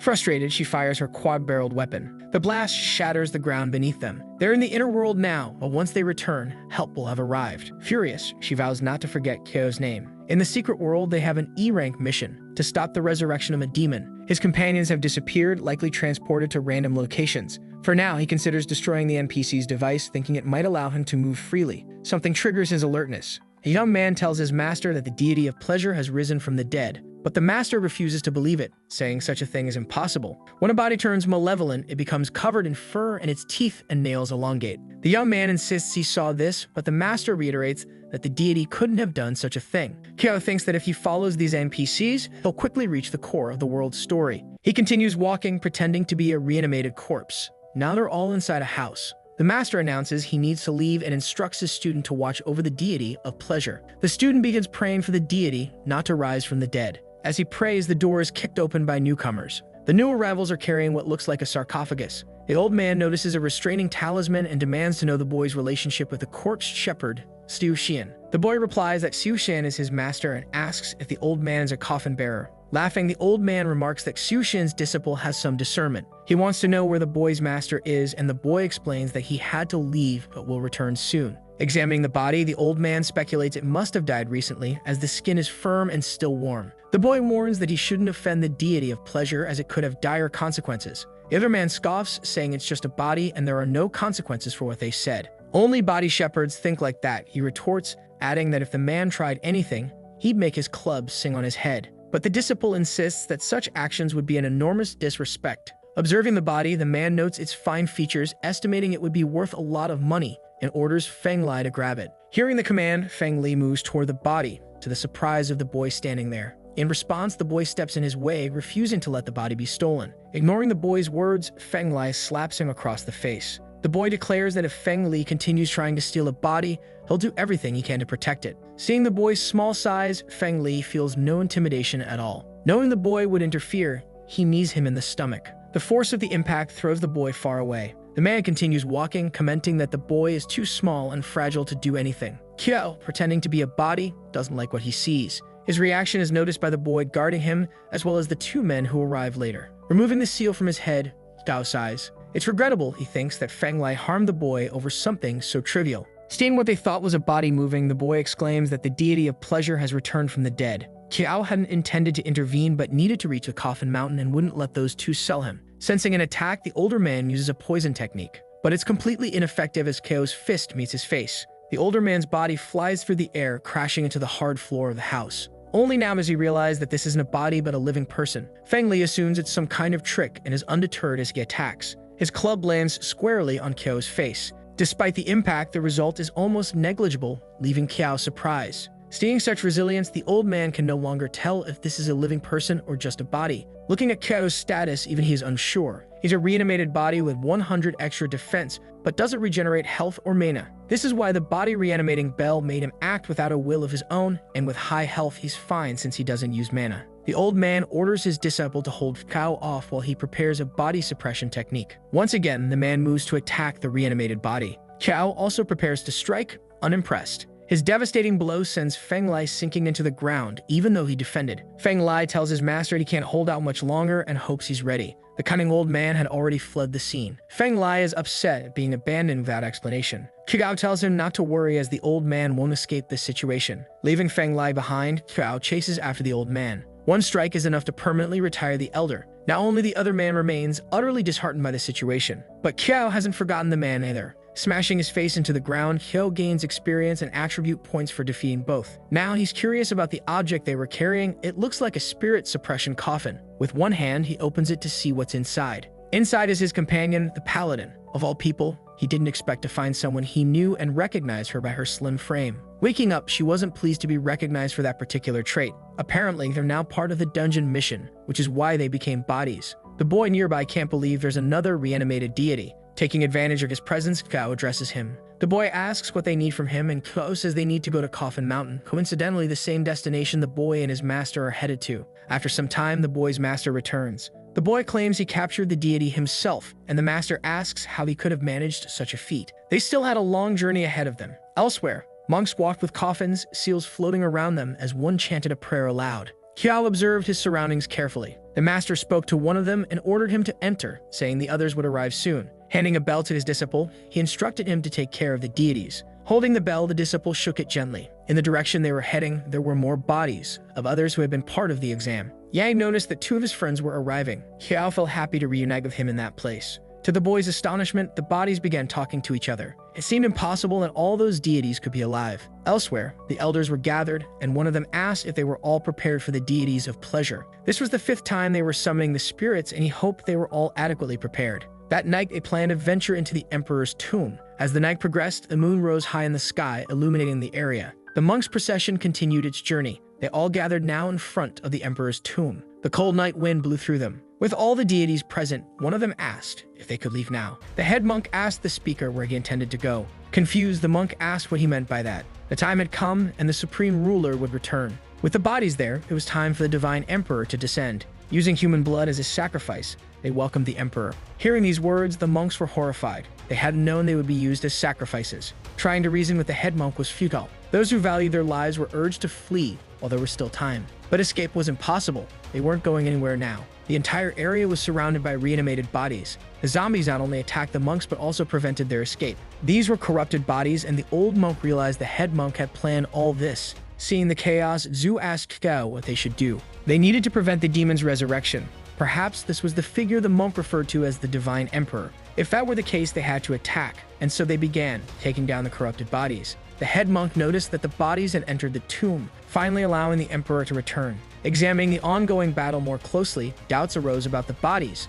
They seemed alive. Enraged, the head monk grew increasingly agitated, furious at the interference with his plans. Using his brush, the malicious elder began chanting an incantation. Meanwhile, Kyo was surrounded by corrupted bodies. Feeling his movements slow, he realized his body was succumbing to an incantation affecting reanimated corpses. Armed with his spear, he prepared to strike at the source of the spell. A spear was thrown, piercing through several bodies toward the malicious elder. But the elder continued chanting. As the spell concluded, he commanded 10,000 hidden bodies. Feeling the ground shift beneath them, Kyo's companions were terrified. In truth, something had happened and none of them could move. They should be frightened though, as their bodies were the perfect nourishment for the Emperor's return. The situation was dire. If it continued, the demon would be revived at any moment. Looking at the monk who had accompanied him from the beginning, Kyo reminded him they were there to stop the demon's resurrection. Hearing this, the monk refused to believe it was a demon being resurrected. The demon of their legends burned everything around him. One of the 4 great ancestors of the corpses, the dry demon. Whether it was human, corpse, or deity, the most important thing now was to stop the resurrection.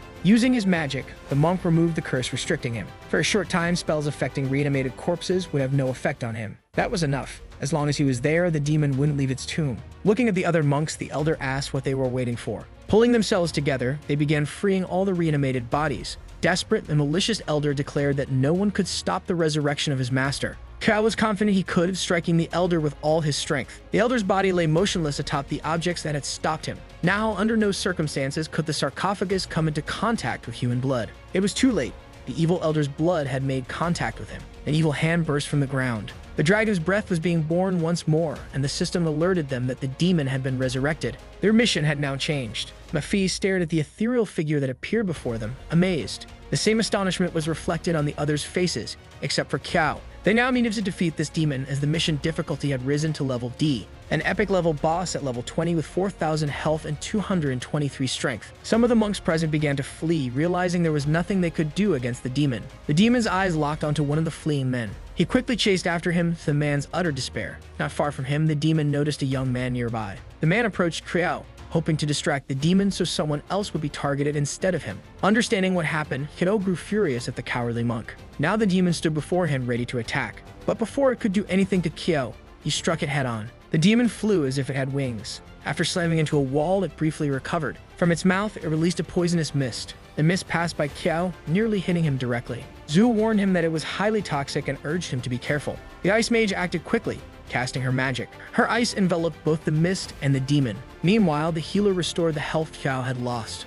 With minimal effort, the demon shattered the ice, imprisoning it. One of the students considered using shadow magic. Appearing suddenly beside the demon, he slashed it with his blade. Judging by the monster's expression, the attack was ineffective, but it was enough to enrage the demon. Using this ability, the demon halved all the player's attributes. Now Kyo's health was reduced by half. Unsure of what to do, they realized they had to cooperate to defeat the demon with their reduced attributes. A massive wave of debris flew in front of them. It was Kyo, striking the demon with his fists. This shocked the boy as the Necromancer's attack dealt 10 times the damage of his strongest blow. After being hit, the demon retaliated, striking Kyo. The force of the blow sent him flying. Yang rushed to his aid, asking what they should do next since none of them could break through the boss's defense. Near Kyo was the envious one. So Kyo approached the man. Cunningly, he kicked him toward the demon, forcing him to act. The shadow mage was nearly upon the demon. Realizing he needed to respond, the mage summoned his shadows. Before being struck, he conjured a barrier to protect himself. Watching this, Kyo hadn't expected such an ability to be so useful in this situation.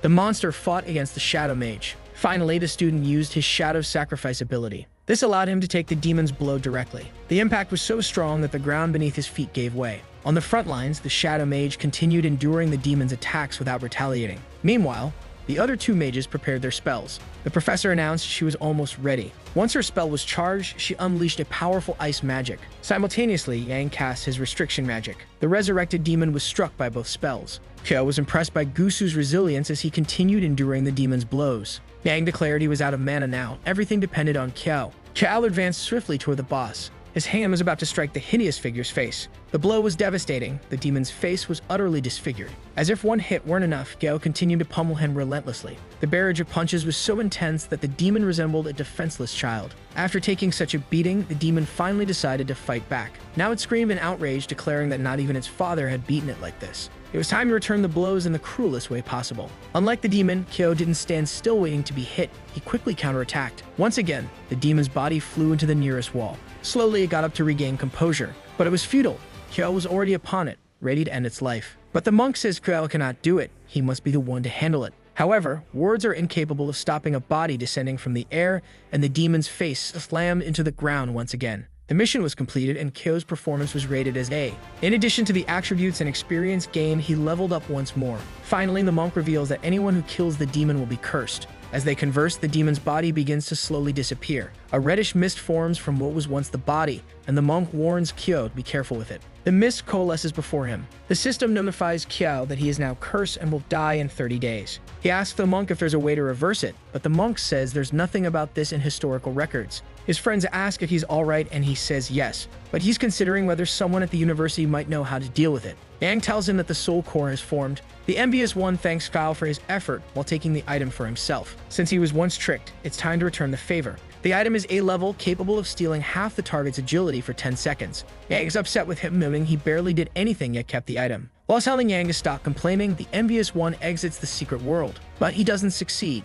Yang is restraining him with his magic. As Yang holds him back, he urges Hyo to act quickly. The envious one insists he doesn't want to fight them, but Yang's magic won't hold him for long. Hyo is already moving toward the troublemaker. If that's how it is, they'll fight once more, and he'll debut his new item on him. The envious one steals half of Kyo's agility, gaining an underwhelming 4.5 points. That miserable amount surprises even the envious one. Without the curse of the corpses, a single blow is enough to take him down. While flying through the air, he can only think about how much health Kyo must have to keep fighting. However, he manages to recover and land on his feet. This isn't the exam. Without agility, they won't catch him. He bids them farewell once again. But once more, he's prevented from teleporting, this time by the ice magic of the professor. She hasn't forgotten what he did to her during the exam. With his brilliant charisma, Gusu has made enemies of all of them. In a desperate attempt to defend himself, he uses the shadow sacrifice. But being struck by Kyo causes him to lose a significant portion of his health. He's thrown far away while the ring falls into Kyo's possession. Nearly out of strength, he finally leaves, promising revenge. The item appears to be interesting and will surely be useful in the future. Kyo thanks the professor, who warns him that the envious one is vindictive and he should be careful with him.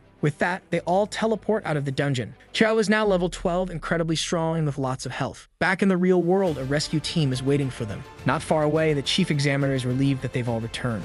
The directors gather with the rescued students. The examiner promises them an explanation for what happened. None of those responsible will escape justice, as the incident was extremely serious. For safety reasons, the exam is suspended and the students will be escorted back to their universities. Before parting, the professor reminds Kyo once more about the envious one, but Kyo assures her he's immune to troublemakers. In a castle shrouded in night, a woman kneels before what appears to be her master. She reports that they escaped from the secret world. The master has encountered Kyo before and found nothing remarkable about him, but now he realizes Kyo is indeed the son of Kyo Anking. He's growing more interested in this young man. At Kyoto University, life goes on as usual. The bus carrying the students has just arrived. Kyo and his friends step off the bus after their journey. They are greeted by Professor Peng, who is pleased they'd managed to escape. Speaking with Peng, Kyo requests a meeting with Director Ji as he has something important to discuss. In the director's office, Ji waits to hear what the young man has to say. In the last dungeon, Kyo was cursed by the boss and a mark appeared on his arm. The director quickly realizes the nature of the curse. It's a death curse, and Kyo has only 30 days to live. Peng is alarmed by this diagnosis and wonders if it's truly what will happen. The safest thing they could do was to obtain an item. The Sage's Protection, an S-level item, but it wasn't available on the market. The Sage's Protection was something he once had but had to use. If someone else possessed it now, it would hard to be up for sale. The director contacted some connections, but none of them had the item, so Kyo wanted to know if there was another alternative. There was, but with his current strength, it was impossible, and it would be better for him to make the most of his remaining days. Still, Kyo wanted to try doing something to save his own life. Categorically, the director warned him that if he attempted this other route, it would lead to his death. But Kyo insisted, saying he had no other choice. The director revealed it was in a D-level dungeon. Kyo had faced D-difficulty monsters in E-level dungeons before, but a D-level dungeon was entirely different. There was no comparison between them, and anyone entering D-level dungeons was already at the intermediate stage. Even though his equipment wasn't low-level, Kyo began hiding his items. The director clarified that he had no interest in a student's loot. However, Kyo wanted to know what dungeon it was because he intended to go there. Hearing these words, the director grew irritated. Releasing his energy in the room, Kyo took 500 damage without the professor moving a muscle. His eyes burned as if they were being cut. Even so, to the director's surprise, the boy was still standing, unlike the other professor in the room. This prompted him to ask once more for the dungeon's name. Before answering, the director healed the student's health. "It's the Lake of Purification,"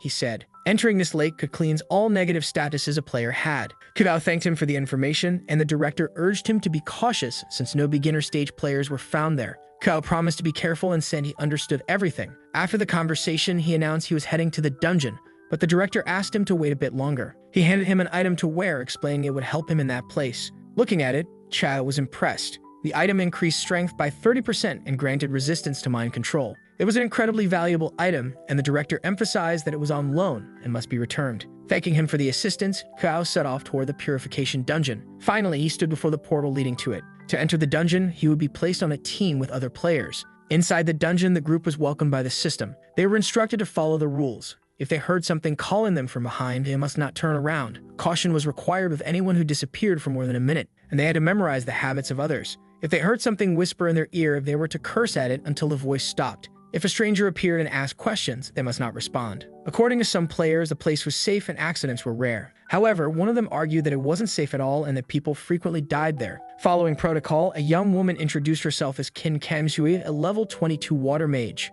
Next was Cao Xiao, also level 22, a blade master. The other three members were another mage, a blade master, and a sword master, the last of whom was the only level 25 player. Finally, Cao introduced himself as a level 13 necromancer. The man with glasses couldn't believe a rookie was with them and claimed he would slow them down. Another member added that Kyo would only hold the group back, but the sword master said he might be useful if he could summon enough undead, while the man with glasses joked that she must be interested in him. She brought her sword close to his mouth and threatened to cut his tongue out if he continued talking nonsense. Apologizing quickly, the man backed off. Mocking the situation, Kiao remarked that being handsome wasn't a crime. The women invited him to join them, and he obliged. The man with glasses harbored resentment and planned to take revenge on the woman later. The lake's location was at the center of the forest, and they aimed to reach it without breaking its rules. Calling him little brother, the mage asked Kiao why he was there. He took a moment before responding. Before him appeared a figure identical to himself. The Blade Master demanded to know why there were now 7 people in the group. Now there were 2 necromancers in the team. None of them could determine which one was real. Caught in this dilemma, the man with glasses suggested they eliminate both. The mage proposed that the one capable of using necromancy was the real one. The copy began summoning undead. This is problematic because no one would believe a necromancer unable to use magic. Either way, Kiao didn't appreciate being copied, and he's ready to eliminate his copy. It is easily sliced apart, surprised by the young man's strength. Losing its form, the monster is revealed to be a mass of tree trunks. Now it's determined to take down the real necromancer. But its attack is ineffective and Kao cuts it down with his spear effortlessly. It's a common spirit, and defeating it might yield something special. The blade of his spear absorbs something. He informs his group that something has happened to the blade. Now curious, they ask how he wields a spear as a necromancer and how he defeated a level 22 monster so easily. He explains that he's had an extraordinary body since childhood. As he continues his story, bluish flames appear near them. A spirit has emerged from the ground. Qibao warns everyone to stay alert, but the spirit enters the body of the sword master. Instantly, she falls under its influence. She delivers a strike to the necromancer, inflicting 1,000 points of damage. Observing the damage dealt by an intermediate stage player, Chao is thankful for his high health. Otherwise, he'd be finished. The sword master continues trying to attack her companions. The others argue they need to take her down, or they'll be next. But the mage casts a water spell. It envelops the sword master, trapping her. The other 2 plan to finish her off quickly,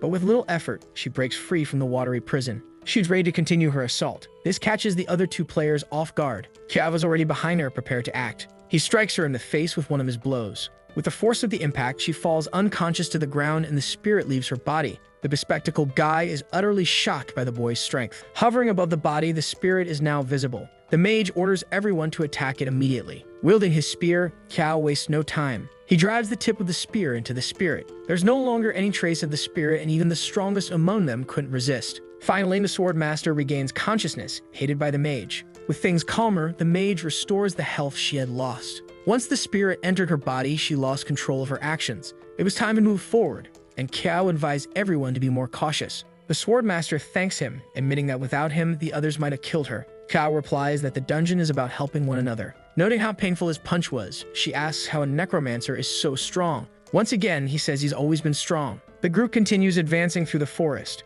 but the 2 men lag behind, frustrating the bespectacled one. Hearing something suspicious, they turn around. There's a massive monster behind them, asking if it looks more like a human or a god. It's a rare level 29 monster. Repeating the question, the bespectacled one answers that it doesn't look like either. Before he can continue, the monster attacks them. Though caught off guard, they manage to defend partially. The bespectacled one wonders why the monster is so aggressive, but the other guy tells him to stop asking questions. It's the forest's rule. Frustrated, the bespectacled one goes on the offensive, but the monster's agility surpasses his and it lands a blow first. From the flank, the other guy attempts an attack. But as his sword strikes the monster's head, it shatters into pieces. He struggles to believe what he's just witnessed. The monster opens its mouth and begins to suck something in. A yellow mist creeps toward him. Besides having an exceptionally foul stench, it's poisonous. The monster grins maliciously at both of them. A flurry of strikes is unleashed. Further ahead, Kyo asks if the others heard that noise. The mage says it sounded like someone was fighting. The two men are no longer with the group and have likely encountered something. They search for them and soon find their bodies on the ground. The bespectacled one is writhing in pain, begging for help. Not far away stands the monster responsible. Looking at the group, it asks if it looks more like a human or a god. Kao replies that it looks more like a fluffy costume. The description stirs the monster's imagination. It doesn't like the comparison at all and decides to attack Kao first. The mage grew concerned as the monster easily defeated the other two players. The other woman, a wood mage, acted to protect Kao. The vines she summoned restricted the monster's movement, but they weren't very effective. That monster was stronger than her magic. As a result, Kao took the full force of the blow, losing nearly 400 health points. Yet this didn't faze him. It only left a small cut on his face. The monster couldn't comprehend how this was possible. Arming himself with brass knuckles, Kao asked if the monster hadn't been eating its vegetables, commenting that it seemed a bit weak. When it was his turn to strike, he dealt 1,000 damage in a single hit. His companions were left speechless by the absurd strength of the young man. The previously defeated men, now somewhat recovered, also couldn't believe he was so powerful. The impact of his strike sent a wave of debris flying from the forest floor. To Kyo, this forest seemed full of amusing things. The monster was finished, while his companions were terrified of the monster traveling with them. They suspected he must be possessed by something. That made them apprehensive, as Kyo did not hesitate to use necromancy to kill. The women exchanged glances, somewhat pensive about what had occurred. Kao returned to them, asking if everything was fine, but some people were clearly disturbed by what they had witnessed. The man with glasses told him not to come closer, which Kao could not understand. Pointing his sword at him, he asked if he was a monster, as there was no way someone at his level could defeat a level 20 creature with bare hands. However, if he were a monster, he wouldn't have bothered to save them. Even so, the man with glasses believed it was all an act. The forest was too confusing, and if Hyo could not prove he was human, he should leave the group immediately. The women defended him, saying he was being helpful and assisting them. But the other man was also intrigued by such an extraordinary ability. Summoning an item, Kyo prepared his explanation. Because a monster should not possess items like those. Frozen said it was true. Items were restricted to players, so he could not be a monster. Even though they were still suspicious, the men could no longer question the situation, until one of them noticed it was an A-rank item. This awakened the hidden malice in their hearts. They apologized, and now that they had confirmed the nature of his identity, they decided to continue their path through the forest. But Kao was no fool and realized a conspiracy was underway. The group moved through the forest, now under the rain. They did not understand how a novice necromancer could possess 2 A-rank items, but they were not interested in knowing. They wanted to steal them. This situation was definitely favorable for them, an unlikely stroke of luck. Assuming they were stronger than him, they planned to divide the loot evenly. The most sensible among them acknowledged that Kao had easily killed a powerful monster, but the man with glasses argued it was only because they had been poisoned. Now they waited for the right moment to strike, with the man with glasses set to give the signal. But ahead, Frozen noticed something, causing the group to become alert. She pointed forward, trembling with fear. There was an expanse of creatures ahead, as if they were zombies. Many shadows appeared, resembling spirits. One of them speculated they were the souls of those who had died there and could not imagine this dungeon would be so terrifying. The hooded woman urged them to come to her quickly. It appeared to be an altar, with some inscriptions written on it. Deciphering the message, the black-haired woman stated that only through the sacrifice of a living being could they complete the dungeon's task. Furthermore,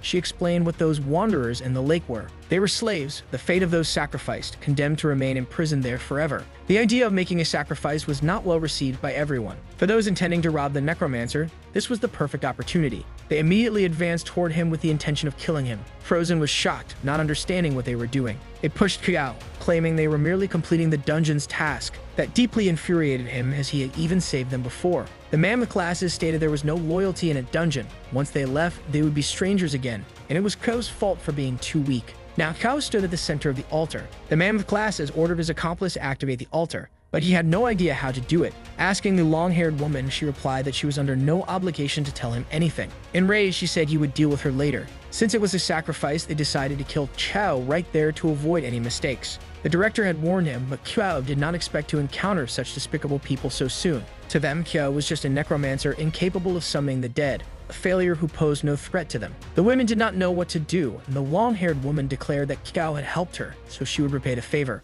The two fools charged fiercely at someone they believed to be weaker than them. Kao emanated his powerful aura, ready to erase the extras from existence. It was only a matter of time before they realized they were merely extras, as their attacks on Kao were utterly ineffective. a powerful blow was effortlessly parried by his spear. Even so, they tried to intimidate Qiao, demanding he hand over his items, promising his life might be spared. Now he was almost amused to discover they were actually after his extremely valuable items. Then he repelled the fool far away. The bespectacled clown knows the situation is no longer so favorable, because the long-haired girl came to help her savior. Even though she knows she was saved by Qiao, she doesn't understand why she's interfering. It doesn't seem obvious to him. She had to tell the ignoble man that she's only alive because of the boy, and the least she can do now is help. Still, he insists they need to make a sacrifice, and the rookie is the ideal choice. The hooded girl remains silent, watching the conflict. The girl refuses to sacrifice her companion for this because the task demands a life sacrifice, not that of a companion. On the other side, Qiao keeps pressuring the other fool. Realizing this, the bespectacled one knows the situation has considerably worsened. Even his accomplice doesn't understand what's wrong with Qiao, who is abnormally strong. Confident, Qiao reminded them that there's still a sacrifice to be made. Together, they believe they might be able to subdue a mage of the initial stage. That enraged the long-haired girl. Outraged, they now decided they would also take her down. The hooded girl seemed to activate a device that caused a barrier to rise from the altar. None of them can say what's happening. A message indicates the altar has been activated, and they begin to feel an intense discomfort. With his pendant that grants immunity, Qiao is unaffected, but assumes it's a mental attack. Looking outside, the bespectacled man cursed the hooded girl. He wanted to know what she had done. She said it was nothing major, but that she wanted to complete the dungeon task quickly. Knowing this, he cursed her even more. On the altar, plants began to grow, entangling the players. She said that if they could attack Qiao, then she could attack them too. Intrigued, Qiao wanted to know how this girl knew the procedure to activate the altar. He recalled the rule to never lose sight of a companion for more than a minute, as one should always be cautious of them. If she knows this much, it's possible she's been to that dungeon before. Turning her back on them, she wished they'd die right there. But Qiao has no plans of perishing there. With powerful blows, he destroyed the plants trying to hold him to the altar. Once free, he leaped off the altar toward the girl. To her, that was impossible, and she doesn't understand why he isn't affected by the altar. With his new friend saved, he wants to know the same, how the girl knew so much about that place. He assumes that the moment they entered the dungeon, she already intended to use them as sacrifices. Revealing a malicious smile, she asked if he still has any doubts, and she used a technique against him that made the plants as dangerous as whips. Determined to survive, he used his spear to avoid being struck. However, to his surprise, he wasn't able to cut through them. She also believes that mage in the initial stage is no match for her, who is in the intermediate stage. Launching an attack against him that he couldn't defend.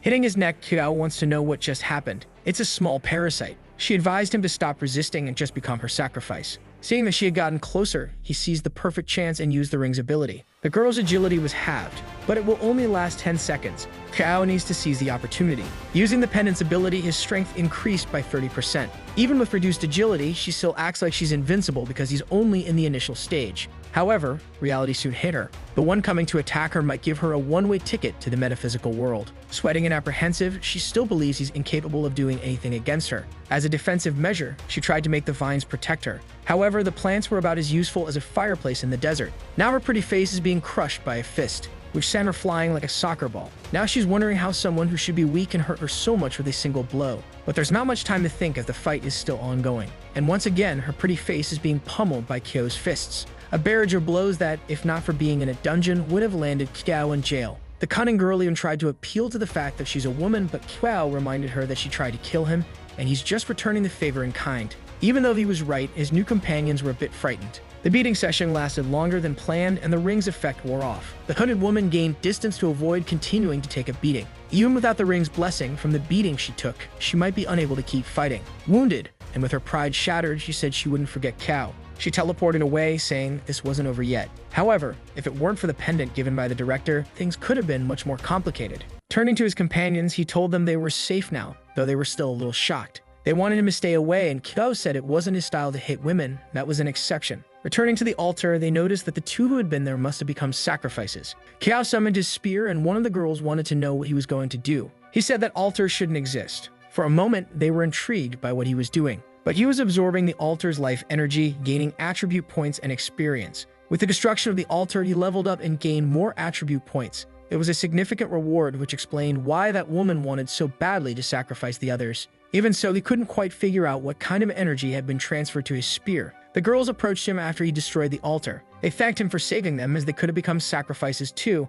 and decided to abandon the dungeon mission. He said it was fine, and he would have saved them regardless, while thinking that now he needed to go to the Purification Lake. That was the lake, and the souls that had been there must have been freed with the altar's destruction. The young man began removing his shirt. Frozen became shy, and the black-haired girl wanted to know what kind of indecency he was up to. He explained that he was cursed and had come there to remove the curse, and she could confirm it by looking at the mark on his body. Now she understood, but had thought he was about to go into a libidinous rage. With fewer clothes on, he dove into the lake. Frozen decided to join him and invited her companion, reasoning they might also be cursed, given how strange that place was. Indeed, the curse began to fade as he relaxed in the lake. However, the seed lodged in his neck remained, so he decided he would deal with it later. In the lake, his companions were undressed and bathing. That dungeon was far too strange. Without Kiao, none of them would still be alive. Because there was a bit of mist in the area, they didn't notice they were approaching Kiao. This led to a moment of embarrassment, but the young man said it was their fault. After the group bath, everyone was dressed again. Despite everything, they decided to exchange contacts, as they had all been quite amicable. The girls left, and the system notified him that the mission was incomplete,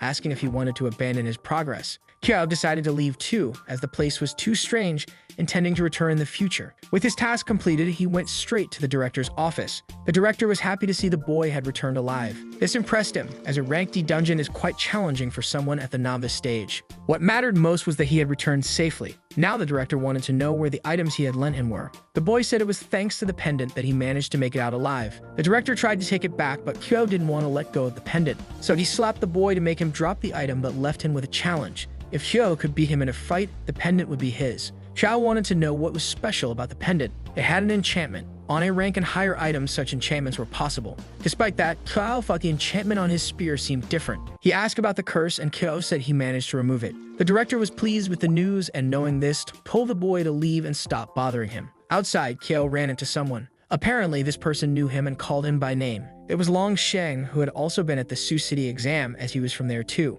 Kiao remembered that the previous year this person had been the #1 in the city and had appeared on TV several times. Since they were from the same city, Long Sheng offered to help him if needed, and they exchanged contacts. Kiao liked the young man's friendliness, thinking he was a nice person. He just doesn't suspect that, in reality, he's a first-rate envious person. The curse had been removed, and for now, he's going to ignore that seed on his neck. He needs to focus on getting stronger as quickly as possible. At dawn the next day, a man demands that Kiao explain himself. He wants to know why a mage is participating in physical training. This man is the supervising instructor, Zhang. Kiao believes that a mage needs to be able to defend himself, so he needs a strong and resilient body. Zhang says it's necessary to specialize. Even if he has superhuman strength, he's still a mage. But Kiao insists on training because no one knows he's a necromancer who can't summon. With nothing else to do about it, Zhang, though annoyed, agrees with Kiao's decision and hands him his identification. The young man wants to know what the card is for. Everything at the academy is done through credits, food, equipment, and so on. The wealthy student thought he could buy credits, but the instructor said they are earned by completing tasks for the school and instructors.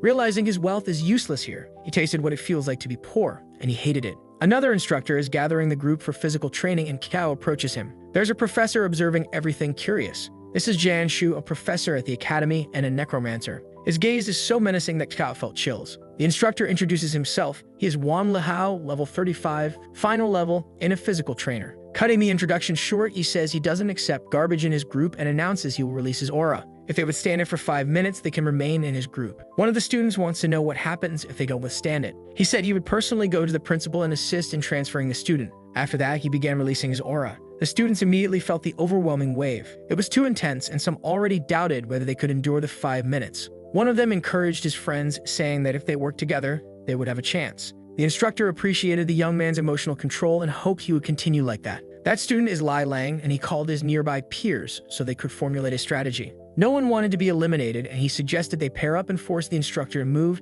dissipating the pressure. Since there were no objections, he proposed forming pairs quickly so they could pass together. The students began looking at each other. Gradually, pairs were being formed. But Kiao, who seemed foolish, was left alone. Lang had to go to him and suggest they pair up, which he agreed to. However, Lang wanted to know what level Kiao was at and why he was so thin despite being in physical training. That's when Kiao revealed that he is, in fact, a necromancer. An unexpected answer that Lang wasn't anticipating. When Kiao mentioned he was at level 14, Lang's reaction was even more surprising. It made no sense for him, a mage, to be in that group. Lang thought he was in a complicated situation, but Kiao stated that he was stronger than most of them there. The others commented that besides being a necromancer, he was musculous, which would make Lang's life harder. Kiao was upset because he told the truth, and yet they didn't believe him. Lang said he would help him by buying time for the necromancer to summon his undead. The preparation time was over, and the instructor wanted to know if they were ready. The group replied they were ready. Then it was time for the underpaid instructor's fun to begin. His massive aura grew in a terrifying manner. Xiao noticed it was heading straight for him. He didn't expect to be the instructor's first target.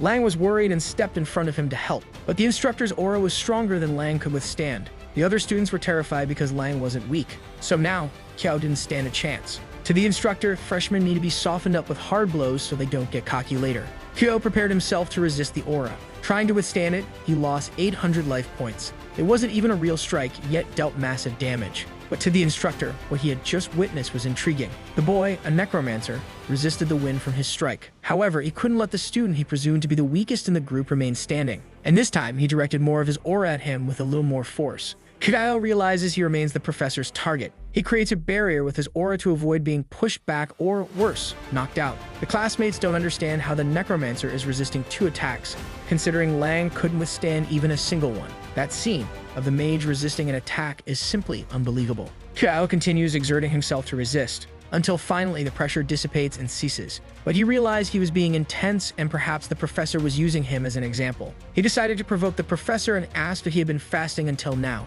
Lang grew worried because if the professor got irritated, Xiao could actually get hurt. The professor acknowledges that the boy has guts but is intrigued by how a necromancer resisted 2 of his blows. Saying he has courage, he remarked that if Xiao withstood the next blow, he would take care of him at Kyoto University. This time, the professor stands before Xiao, ready to strike him, delivering a genuine, devastating blow against him. Xiao was not intimidated in the slightest. On the contrary, he seems to enjoy the challenge. The auras clash intensely, destroying the ground around them. The pressure is so great that even Xiao's clothes cannot withstand the aura. And no matter how much effort he put in, he was thrown far away by the professor's aura. The boy spits blood from the force of the impact. For the other students, this initial test is proving far too brutal. The professor asked Lang to pick 2 more students and take Xiao to the infirmary, thinking he let himself go and ended up fighting a student. However, the surprises don't stop there. Xiao began to rise despite being injured. Completely weakened, he stands up. With only 200 life points, he says he managed to endure the professor's punch. Now his classmates are doubting if he is truly a necromancer, as he claims. Xiao asked if the professor had heard what he said. But before he could continue provoking him, he realized his situation was not that simple. He didn't have enough strength to stay standing, and fell to the ground once more. As he loses consciousness, Shen began scolding Li Hao, saying he shouldn't fight his student. After some time, Xiao starts to regain consciousness. He gets up from the cot and notices the professor is there, who is happy to see him awake. He said Xiao shouldn't get so agitated because he promised him that if he resisted his blow, he would take care of him at the university. Shen said the boy doesn't need his protection and told him to go find something else to do. The two argue as one claims he is his student for passing the test, while the other insists that despite this, he is still a necromancer. But with a body as resilient as that, it doesn't matter if he's a necromancer, he should remain in his class. Shen wants to know why a necromancer like him joined the physical training group, and Xiao says he thinks it suits him better. Irritated, Shen said he was wrong, very wrong. Behind him, an enormous portal appeared, and from it, the paw of a massive creature emerged. Xiao watched in awe as now a dragon was in the infirmary. Shen asked if it wasn't much cooler to have his own army rather than rely on brute force to win. The other professor was not impressed by this. Shen said that if Xiao were his student, he would teach him everything, and one day he might even summon a dragon with a simple hand movement. But they don't know that his spiritual power is 0, which prevents him from summoning even a skeleton. After all that explanation, he declined Professor Shen's invitation. Though disappointed, Shen decided to understand the student. Before leaving, he left his card with Xiao, saying it would make it easier to find him if he ever wanted to. Leaving through the portal he had opened there, Xiao was impressed by necromancy. It's a pity he can't use it. The professor said that now that he is almost healed, he should attend class tomorrow because he will take the group to an interesting place. Thus, the class begins. They are in a level C dungeon. In front of the professor, the students begin to appear. Their task is to meditate in the Black Forest until dawn. One of the students didn't understand the purpose of this and asked if it was really that difficult to do. To show them, the instructor threw a stone toward the forest. Midway through its path, the stone was sliced into several pieces. The students don't know how they'll manage to stay there, and some already believe they might die. The instructor assured them that as long as he's there, none of them will die, but suffering is inevitable. In response to the students, he said that enduring this is fundamental to training their willpower. And the second important lesson, they'll learn once they enter the forest. One of the students volunteered to go first. As soon as he stepped into the forest, he felt the wind trying to cut through his body. He resisted, unsure of what was happening. The instructor acknowledged the student's courage and determination, calling him promising, but he wanted to see how long he could endure. Seeing that the student was already experiencing the forest's benefits, the instructor encouraged the others to enter as well, asking if anyone had a defense stat below 100. Xiao wanted to know what would happen if someone's defense was below 100 points. The instructor replied that in such a case, the student would likely die. But to the instructor, Xiao shouldn't have any difficulty, unaware that Xiao only had 6 defense points. Noticing the boy's state, the instructor asked how he had strength without defense and how he withstood his attacks. Kiao explained that his health points were exceptionally high. He said they were 4,000, and it took the instructor a moment to process what he had just heard. When he learned Kiao had 4,000 health points at the initial stage, he was stunned. Now the instructor questioned whether Kiao was truly a necromancer or some kind of humanoid boss. Entering the forest, Cho began to lose health points, little by little. That place gradually increased defense stats over time. Looking around, he noticed everyone was focused on increasing their own defense. He didn't want to fall behind. Sitting on the ground, he began meditating as well. Watching him closely, the instructor was concerned for Kiao, unsure if he could withstand it with such low defense. The students continued their meditation and creatures in the forest began to stir. A giant spider prepared to attack Kiao, but the instructor wouldn't allow the creature to disrupt the prodigy. The other students quickly noticed the spider's approach and were alarmed. It was a level 33 monster with formidable attributes. Now Kiao was scared. As strong as he was, it was still just a regular monster. It didn't take long for the instructor to repel the creature. He prepared a powerful strike to deal with the problem, landing a direct hit on the spider. The creature instantly disintegrated into a wave of green slime. Witnessing the instructor's strength, Kiao was sure he had gone easy during the test. With the monster eradicated, the instructor ordered the students to return to meditating. He told them not to even think about leaving until they had reached their limits. This was an excellent opportunity because, with the instructor present, they could train in a level C dungeon. After 2 hours, the first completely exhausted students began to stand up. Xiao was taking damage because his defense was so low, and if this continued, he wouldn't be able to stay much longer. Then the seed on his neck began to react. But what absorption process was initiated? It started regenerating his health points at the same rate he was losing them. At first, Cho didn't understand why the seed was regenerating him. Even so, he was pleased, as without the seed, he wouldn't have been able to enjoy the forest's benefits. Far from him, a girl smirked maliciously. Thanks to his seed, she could pinpoint exactly where Kiao was. With no risk of his life being drained, he continued meditating. Those who couldn't endure to the end admired the resilience of those who stayed, especially the fragile-bodied Necromancer. Even the instructor admitted they were promising and hadn't expected Kiao to last until the end. He was intrigued and wanted to know how Kiao had managed to endure. Still, he believed Kiao had reached his limit and wouldn't be a match for Lang, who was also exceptional. A student gave up, but it wasn't Kiao. Lang continued the test, and seeing that Kiao was still there, he questioned if he wasn't as strong as a Necromancer. The other students wondered who would give up first, Lang or the Necromancer. Kiao remained focused on his meditation. Meanwhile, Lang was clearly at his limit, collapsing from exhaustion. The instructor knew Lang had reached his limit and instructed him to leave the forest. Outside, the students see Lang leaving, which can only mean one thing. Kiao remains in the forest, and the professor wants to see how far he can go. The day passes, and by night, Kiao is still in the forest, showing no signs of fatigue. He truly is a prodigy, the professor acknowledges. Even so, night is falling again. The professor said to end the test because at night, not even he could protect him in the forest. Kiao decided he would stop then. As he leaves, he thinks the forest is truly insane. In a single day, he managed to increase his defense by 17 points. The students speculate that if it weren't for the night, Kiao could stay there much longer.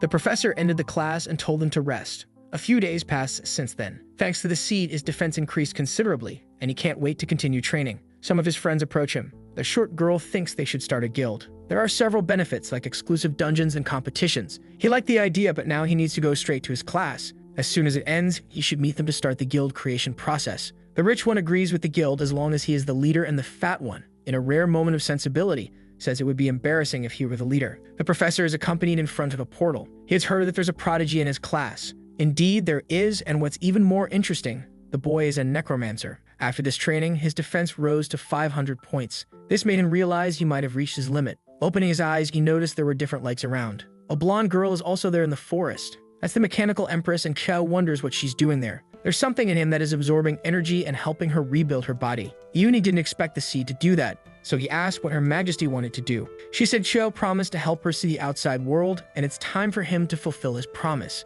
A strong light began to emanate from her. Thus, the empress returned to his body. It was a painful process, but she assured him the pain would soon subside. From now on, she can feel what he hears, as well as what he thinks and sees. The sensation of being watched is embarrassing, and he wonders if she can now know everything he knows. It can't possibly be true. For a moment, he imagined her taking a bath. She didn't like knowing that and said she wouldn't be reading his thoughts. Finally, the sensation of being watched ended. With his defense reaching its limit, it's time to meet the others. The short girl does her best to protect herself with her shield. It seems they are in trouble. Even though they haven't done anything, they are being attacked. Guild updates require honor points, and every newly created guild starts with 1,000 of these points. It's their fault for being weak and are only going to take their points and not kill them. The fat one and the rich one argue, but could never have imagined being challenged so quickly. The fat one mentioned that he already sent a message to Kyo and he should arrive soon. To the rich one, even knowing Kyo was stronger than him and might not be able to beat these guys. Even so, he tries to keep fighting, but his attack hit nothing but air. He was counterattacked violently.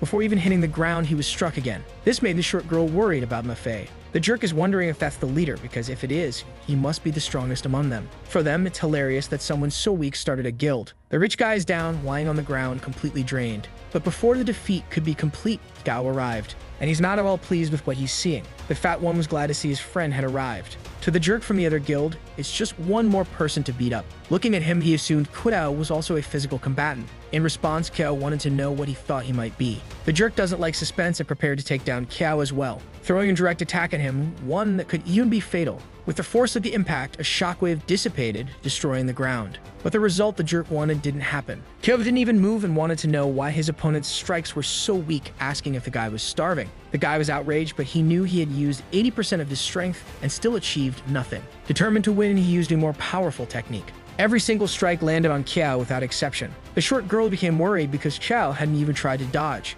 To the other fools, the boy was going to die at this rate because those strikes were strong. The truth they couldn't see was that none of the attacks were effective. Realizing this, the biggest fool understood he was in trouble since none of his strikes could get through Kiao's defense. The chubby one celebrated, seeing that his friend had grown stronger. Finally, the rest of the fools realized the biggest fool had accomplished nothing. Their guild president was sitting nearby watching everything. Meanwhile, Kiao was just waiting. Since the fool had just attacked, it was now Kyo's turn to return the favor. Taking an offensive stance, he prepared to make the fool regret being born. Sensing the imminent danger, the fool raised his arms in a defensive stance to guard himself. The other fools shouted to reassure him, saying if the defense was high, the attack must be weak, so he shouldn't be afraid. Believing that the fool braced himself to block the attacks he assumed would be weak, Kyo had already focused his aura into his fist. He struck the fool's hand, who was confident he could endure it. To his complete misfortune, not only was it a critical hit, but his hand was utterly crushed. The fool was sprawled on the ground, unconscious. Kyo sighed, remarking that today's youth had no respect for anyone. The remaining fools abandoned reason and enraged believed they could take down the protagonist together. But their president intervened, ordering them not to even try. He said none of them stood a chance against this person. The lead fool approached Kyo. From his aura, he could tell Kyo was at least at the intermediate stage. This was Luto, and he wanted to know if the man before him was the leader of the Killing God Guild. From a distance, Mafi declared that he was indeed the leader and that the name had been his idea, a truly irredeemable narcissist. Luto suggested settling everything with a fight, where the winner would receive the honor points. To Kyo's friends, this was absurd, as an intermediate-level player was challenging someone at the initial level. Luto asked what Kyo thought of his proposal. Kyo accepted it without hesitation. The moment he heard that, Luto rushed toward him, but the protagonist managed to block the sudden strike. From the impact, Kyo recognized that his opponent's attributes were physical. Luto drew a dagger he had hidden. He slashed, nearly hitting Kyo. The blade's edge grazed his face this time. That strike injured his eyes. Kyo hadn't expected it, but his opponent was an assassin. The dagger was poisoned, which is why he couldn't see now. From afar, the short girl called him a cheat. But for Luto, the goal of combat is to win. Everything else is irrelevant since both had agreed to this. With Kyo unable to see, Luto prepared to strike again. He landed a direct hit on Kyo, who was in no condition to defend himself. As if that weren't enough, Kyo was now receiving a barrage of punches he couldn't dodge. His friends were genuinely worried about him now. All Kyo could do was raise his arms in a defensive stance. His opponent prepared the dagger once more, aimed straight at Kyo's face. The blade was dangerously close to striking him, but Kyo's aura began to manifest. Luto noticed that something was happening. From one of the aura points, a hand emerged. It forcefully repelled Luto. The other fools had no idea what had just happened. Now the lead fool was worried because not only did he not understand what had just happened, but his health points had dropped by half. Kyo told him to be more cautious, while the Empress thanked him arrogantly, even though it was he who should be grateful. Luto turned his back and admitted defeat, but he wouldn't walk away that easily. Kyo said he couldn't just walk away after hurting his friends. It definitely wouldn't be that simple. Luto was desperate because he knew this was the kind of moment where side characters get beaten as if they didn't have a mother. Kyo smashed his face with a single punch.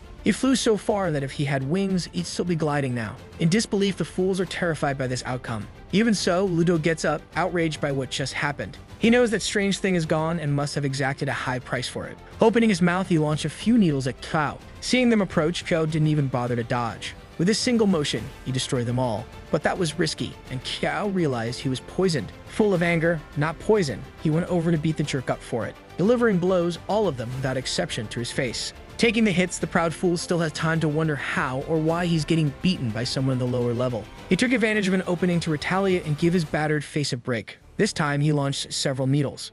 Qiao didn't make the same mistake and dodged the danger, but the jerk hadn't stopped launching needles. A rain of them was coming down from above. Qiao couldn't dodge them all. Using his hands, he did his best to avoid being hit. Taking advantage of Qiao being occupied, the jerk used another technique. This one's goal was to immobilize Qiao and prevent him from moving. When caught by this technique, any warrior is immobilized, left only to await death. Recognizing that he almost got caught, the jerk now wanted to know how Qiao felt, unable to move. Close enough, he started mocking him, saying he was acting tough just minutes ago. Seeing this, the spectators celebrated, thinking his victory was now certain. Qiao's friends grew worried, thinking he might actually lose this fight. Ludo declared that Qiao was the strongest low-level player he had ever seen, but that it didn't matter. Qiao ignored the speech, visibly furious. The fool has no idea why his technique isn't working. Looking at him, the protagonist said maybe he wasn't even a warrior and that Ludo should consider that possibility. But that strength doesn't make sense. With all that defense and attack, it could only be a lie. Without waiting for an answer, he attacked again, determined to end the fight. Shadows enveloped his fist as he charged forward. The background characters, who only ever make nonsensical comments, began to believe in his victory again. Meanwhile, Qiao's friends were concerned. Ludo was about to complete his attack with Qiao immobilized. This time, Qiao stopped it with just one hand. Once again, Ludo was about to be beaten. The first thing Qiao did was soften his abdomen with a well-placed kick. Then he sent him off to the orthodontist. The fool kept making excuses, refusing to accept he was weaker, while Qiao continued insisting he wasn't a warrior, but rather a necromancer, just with a slightly stronger body. Ludo spat blood from the blows, reflecting on how he was miserably losing to a mage. His face softened once more. His henchmen rushed to his aid as he was utterly destroyed. If he'd taken any more of a beating, he might have ended up bald. Still not satisfied, Qiao wanted to know who would be next. The fools raised their hands, surrendering. The guild war ended and Qiao's guild earned honor points for the victory. He went to his friends and together, they celebrated their win. They only had minor injuries and a few days of rest would be enough, but they were worried about Frozen. Her shield had broken. Since he no longer needed defense, they could visit a dungeon to find her a new shield. Asking the Empress, he wanted to know if there was a dungeon with more shields, and she said there was one. She just didn't recommend he go there, as he wouldn't be able to handle the monsters. Qiao felt challenged and now wanted to know what place this was. Speaking to Frozen, he said he knew of a dungeon with shields. They just needed to beat it. Frozen wanted to go, and the Empress had mentioned this dungeon required at least 2 people. So the two set out on this venture. The fat one commented on the 2 of them heading off alone at night into a dungeon. Frozen heard it and said that when she got back, she'd beat his flabby belly. This was a rank D dungeon in the pseudo-underworld. Frozen was apprehensive, but Qiao reassured her, even though he knew he almost died in the last rank D dungeon. He asked the Empress if this was indeed the dungeon she'd mentioned, and she gestured suggestively. The girl thought she'd hold him back since, without a shield, she felt useless. Stroking her head, he asked her to relax. A purple ball of energy began to shine. They were entering the dungeon, which was a replica of the true underworld created by Hades. Frozen tried to wake Qiao by pushing him. He opened his eyes and realized they were in a different place. This was the dungeon, and that was the underworld. Intrigued, the girl asked if they were dead, just like in the other dungeon where they were undead. Through the status window, Qiao confirmed they weren't, as there was no warning about it. Thus, they were there as 2 living beings. Looking at her neck, Qiao noticed a cross pendant. This embarrassed her, but he asked her not to move. Reaching for the necklace, he asked if she had it before entering. But she had never worn any necklace, and it appeared after they entered the dungeon. Looking at him, she noticed Qiao also had one around his neck. It was likely an item related to the task. They needed to cross the gate of hell, reach the Asura River, and guard the crossing. The dungeon advised trusting their companions. She mentioned that the gate of hell led to the real underworld, and once through it, there would be no return. Since the task required it, Qiao was ready to go, though Frozen didn't know the way. Neither did Qiao, but he suggested following one of the souls as it would surely lead them there. The spirit began its journey to the underworld. Behind it, Qiao and Frozen followed, soon finding what they sought. Several souls were gathering in front of the gate. Thus, it opened before them. Frozen was still intrigued by the place, and Qiao confirmed that those might indeed be the souls of the dead. In front of them stood the gate leading to hell. From it, a massive creature emerged, devouring the souls gathered there. This was Cerberus, an epic level 29 monster. A system warned that anyone trying to force their way through the gate would be devoured by the dog. It seemed this was what the Empress had warned about, the monster Qiao couldn't defeat. Frozen doubted whether they could cross the gates with that creature present. Qiao trusted his luck and believed that since the dog appeared to eat souls randomly, it wouldn't focus on them. Just as he finished speaking, one of Cerberus's mouths nearly swallowed him. It gulped him down voraciously in the blink of an eye. Frozen was horrified by what she had witnessed. From the creature's mouth, blood began to drip. Another head attacked her with venom. She tried to protect herself, but her health points were rapidly depleting. Furious, she launched an attack determined to retrieve her companion. Having endured Cerberus's venom for over 100 seconds, the necklace granted her immunity to venom.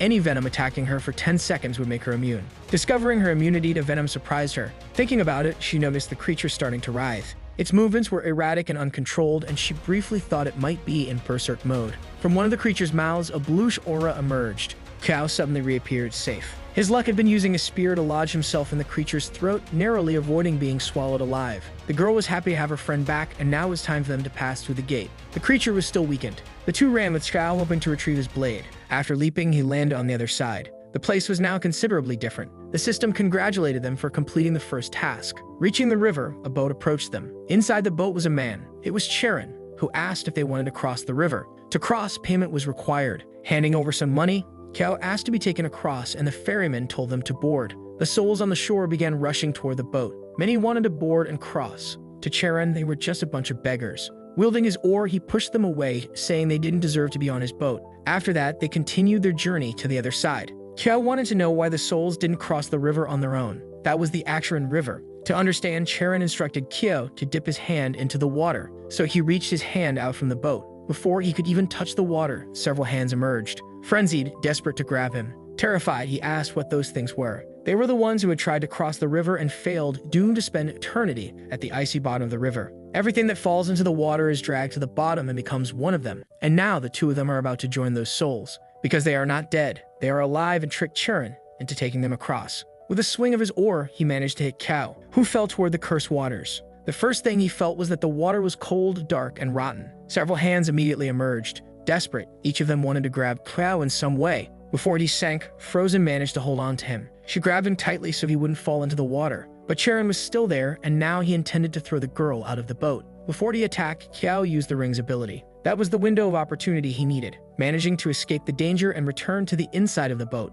Facing the ferryman, he prepared to attack, punching his stomach violently. The ferryman flew, destroying some parts of the boat. Despite everything, he was weaker than expected. Because they were alive, entered the underworld, and attacked the ferryman, they were completely doomed. Annoyed, Kao threw him out of the boat. The ferryman's body hit the water, where he was grabbed and dragged by the souls. Frozen wasn't sure if this would cause problems, but Kao reminded her it was a dungeon, and they needed to clear the place. The two continued their journey along the river, and were almost at the desired shore. As soon as they docked, Kao noticed another boat and another Charon. The ferryman realized they were there. They immediately grew alert, wondering why he was still alive. The player said that wasn't Charon, but from what he overheard, he realized they killed the ferryman. They had no choice as he attacked them first. The players said they were inexperienced, and killing the ferryman only increased the difficulty of the first hell from then on. Kao asked for more information, but since they weren't close, the player wasn't obligated to help them, until he noticed something interesting. He was captivated by Frozen and was willing to share information with her. In the first hell, sins are judged, and since he killed Charon,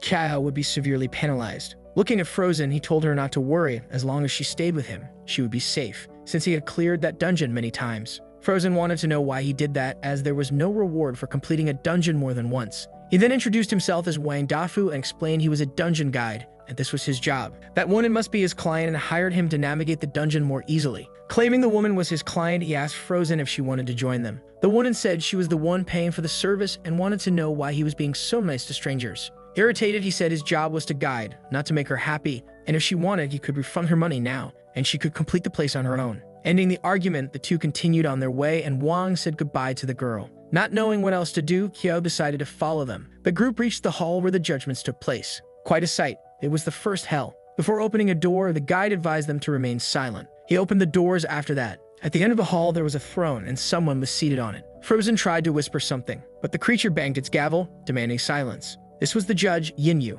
Now their sins would be judged. The guide told them to watch carefully and do as he did. He introduced himself, claiming that in life he committed no crimes, and asked the judge to look upon him with mercy. After saying this, the figure began reading from his book, and from it, a bright light emanated. With this, the stone he carried in one hand shattered. Seeing no sins, the judge declared him innocent. Next up, the guide handed the stone to his client, and she needed to do the same as he had. She was also declared innocent. He then said the item could only be used one more time and offered it to Frozen if she decided to accompany him further. Determined, she said she didn't need his help. Then the judge called for the next one. Kidao stepped forward, saying that he previously had no choice, but now wished to be a good person. The guide smiled, knowing that killing the ferryman was enough to send him to hell. The judge found his name in the book, and he confirmed that Kyo was a sinner unworthy of forgiveness. For his first sin, he disrespects the remains of the dead. The second is disturbing their existence. The third is cruelly abusing small animals. The fourth is defiling corpses. Even the guide was shocked by the monstrous deeds of the boy. His last and greatest sin was killing one of Cerberus's heads and the ferryman Charon. For someone like him who thrives on violence,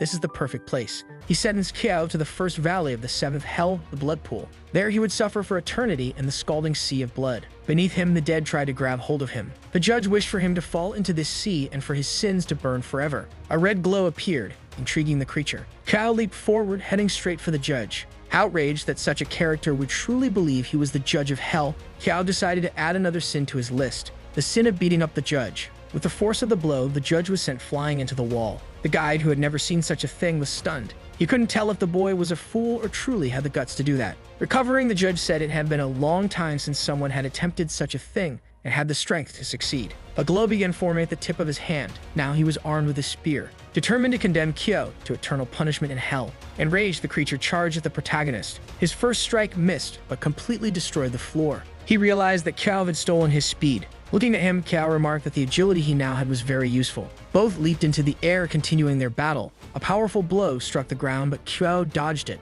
Grabbing onto his surface with his hands, he halted his movement. The guide muttered that the boy was going to mess up, while this client thought Kyo had dodged. Despite his considerable defense, the shockwave alone injured him significantly. If his defense were still 6 points, he would have died. The Empress noted that the judge's weapon had the ability to pierce armor and defenses. Kyo asked if she could fight, but she explained that she couldn't, as she was the boss of another dungeon, and entering here would erase her existence. However, she could teach him a skill. The only problem was that Kyo couldn't use skills. The Empress told him not to worry, as her heart was with him. Outside, the judge commanded Kyo to repent. He declared he would personally send Kyo to hell. With that, a massive and powerful aura began filling the hall. Kyo recognized it as a potent energy. The guide's client asked if he wouldn't help, fearing that if the boy died, they would be next. But the guide wasn't in a rush and decided to wait a little longer. Kyo wasn't intimidated and was ready to continue the fight. Frozen was worried, while the guide suspected that Kyo had a trick up his sleeve. The judge didn't care and remained hostile. He launched an attack toward the protagonist. Anxiously, the guide thought he might have to intervene now. However, he realized the situation wasn't as he thought. Kyo managed to stop the spear with his bare hands, returning the attack to the judge. The creature hit the wall from the force of the blow. He was down and his spear was lodged in his chest. The guide had no idea how the player's power had increased so much. The Empress asked what Kyo thought of the skill. He admitted he liked it but said it drained him significantly. It was the Berserk mode, where for every 1% of life lost, his attack, defense, and speed increased by 0.5%. But there were side effects if he stayed in that state too long. This skill suited him perfectly and Kyo was pleased. Despite his injuries, the judge found it intriguing and began to rise. A heinous criminal who had still managed to wound him. Wielding the spear once more, he charged at Kyo. Armed with his gauntlets, Kyo was ready to counterattack. Their blows clashed in the center of the hall. At that moment, the judge was using all his strength. Even so, there was no apparent result. Outside, Frozen blamed herself for being useless, thinking it was her role as the tank to block attacks. Amid the battle, Kyo stayed alert. Then the creature declared that as the judge of the underworld, he would now sentence Kyo to death. A powerful explosion of aura erupted. Frozen became desperate for her companion. There is still a lot of dust in the air from the destruction caused. The item Kyo used was damaged in the process. He lies on the ground while the judge remains standing. Frozen is holding herself back, believing all of this is her fault. Turning his attention to the others, the judge declares it's her turn now. He just didn't expect what was about to happen. Kyo was upset that the judge destroyed his equipment, and there better be an interesting item drop. Otherwise, he might have to come back and demand compensation. The judge calls him a fool, saying that just because he got up, nothing had changed. As he finishes speaking, he begins to attack again. Unexpectedly, Kyo manages to catch the spear with his hand. Stopping the attack, he moves toward the creature, ready to return the favor, delivering a clean, devastating blow to the underworld's judge. Kyo now seems unstoppable. His last attack tore a piece off the judge. The guide saw that the boy was ruthless and felt relieved they hadn't clashed. Helpless, the judge doesn't understand how it's possible that he's dying at the hands of a criminal. With his death, an item begins to materialize. Kyo collapses to the ground. The fight is over. Frozen approaches him, as does the guide, saying the boy is truly impressive. The guide notes that Kyo is injured and needs to heal quickly, but he doesn't even look at him. Kyo launches an attack toward the guide, grazing his arm. If he tries to approach the item, the hefty man will find out how to lose half his weight instantly, because I'll be sliced. That was enough to make him back off, but Kyo noticed a tattoo on his arm. He recognizes that symbol. Now he wants to know why the guide has a Bae's tattoo. He also wants to know the connection this guy has with Bae's and whether their encounter was a coincidence. Bringing the girl to the dungeon might have been coincidence, but if the guide really works for them, then their intelligence network is truly impressive. The girl asks if he's okay, and Kao says he is, but he wants to know what the judge dropped. He then extends his hand for the soul core. It's a stone that allows an item to upgrade to rank B and adds a special enchantment to it. Kao is disappointed as he doesn't see any use for it. He needs weapons and a shield. With that, they completed their third task. Now they need to head to the Temple of Hades to rescue Sari. Ahead of them lies the Glutton's Hell. The Glutton must end up there, but it won't be a problem for them as long as they avoid the Hellhounds. Frozen doesn't understand why there would be such dogs here, assuming they only guard the gates of hell. But this is Cerberus' dormitory. He doesn't care about the living, and as long as they don't wake him, there won't be any trouble. Kao notices something about the place. Looking up, he sees several open eyes. After that, the guide orders everyone to start running because Cerberus has awakened. The dog descends from the sky toward the players. Below, they do their best to create distance. The guide has done this many times and doesn't understand why the dog is attacking living beings. It's never done that before. Even Kyo didn't expect this, but since he killed one of its heads, he's now hated. Desperate, the guide asks if he's insane for doing something like that. Standing still, Chao orders Frozen to flee with the others. There's something he left on the creature, and he needs to retrieve it. Trusting her friend, Frozen says she'll wait for him just ahead. Cerberus charges at the protagonist full of fury. Before being attacked, Kyo strikes his own chest. With the health he just sacrificed, he believes he can now handle Cerberus with ease. One of the dog's mouths is about to bite him. Unexpectedly, Kyo strikes it, avoiding being bitten. After that, he leaps toward the monster. With his enhanced speed, he delivers several blows. The monster tries to retaliate, preparing venomous attacks. Despite taking a beating, Kyo is still alive. A massive attack heads toward Kyo, and he's caught in it. Poisoned, he starts losing health continuously. Now even more enraged, he fumes that he wasn't able to deal with a mere dog. With power radiating from his body, he focuses on just one of the creature's heads to avoid getting cross-eyed. Using one of his hands, he grabs a chain. Swinging it in the air, he manages to entangle the creature. All three of its heads are now bound. The monster is immobilized but furious. Still holding the chain, Kyo shakes it, dragging the dog. Until he realized it was the creature pulling the chain, something he hadn't expected. He was thrown to the ground in the process. Shaking the chain in fury, the creature smashed several pillars using Kyo's body. Kyo, tired of the dog's antics, decided it was time to tame him. Pulling the chain with force, he commanded the creature to stop. This action pulled the dog toward his fist. He landed a direct hit on one of Cerberus's heads. The impact was enough to make the monster feel pain. After writhing in agony, the dog roared in anger. It began sprinting through hell, driving Kyo along with it. However, Kyo managed to climb onto the dog's back but couldn't figure out what was wrong. It seemed to have gone mad. Elsewhere, the guy believed they were now safe. He began consoling Frozen, convinced that the boy left behind had become dog food. Fed up with the overweight man's terrible flirting, she told him to shut up. Then she noticed Kyo approaching. To make matters worse, he was riding Cerberus. The enraged creature stormed past them. The guide had no idea what kind of strategy this was, and Frozen was worried about her friend. Kyo said everything was under control.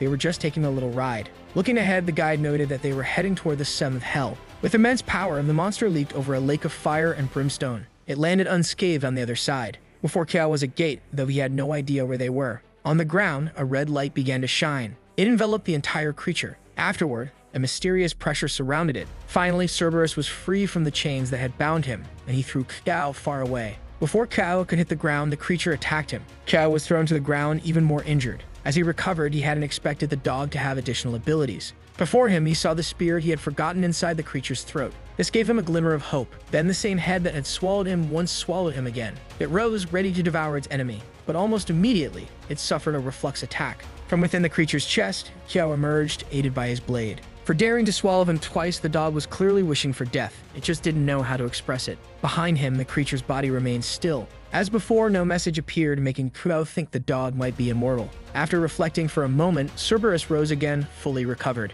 If that were the case, Kyo decided to move to the next strategy, cutting off all three heads. Enraged, it was time to make animal lovers suffer. Using his enhanced speed, he began injuring the monster. Positioning himself above it, he had a clear view for the strike. With a single attack, one head was disconnected. Like an Ethernet cable, the dog's body lost signal. In the distance, the guide wondered what could have happened. It made sense that the boss was interested in Kyo. The boy really knew how to surprise people. Now he needed to finish off the creature before its head could regenerate. He leaped toward another head. With one swift cut, another head was severed. Now only one remained to finish off the creature. Kyo descended upon it with overwhelming force. The attack created a crushing impact. Finally, he had defeated it, earning attribute points and leveling up. Additionally, the victory upgraded his weapon. The spear was now ranked B. Whenever its attack was blocked, it would automatically execute another strike, stacking indefinitely. Even Kiao hadn't expected his item to level up. Frozen approached him with the others, wanting to know if he was okay. Kiao said it was just a dog, nothing special, while the guide remained incredulous at his feats.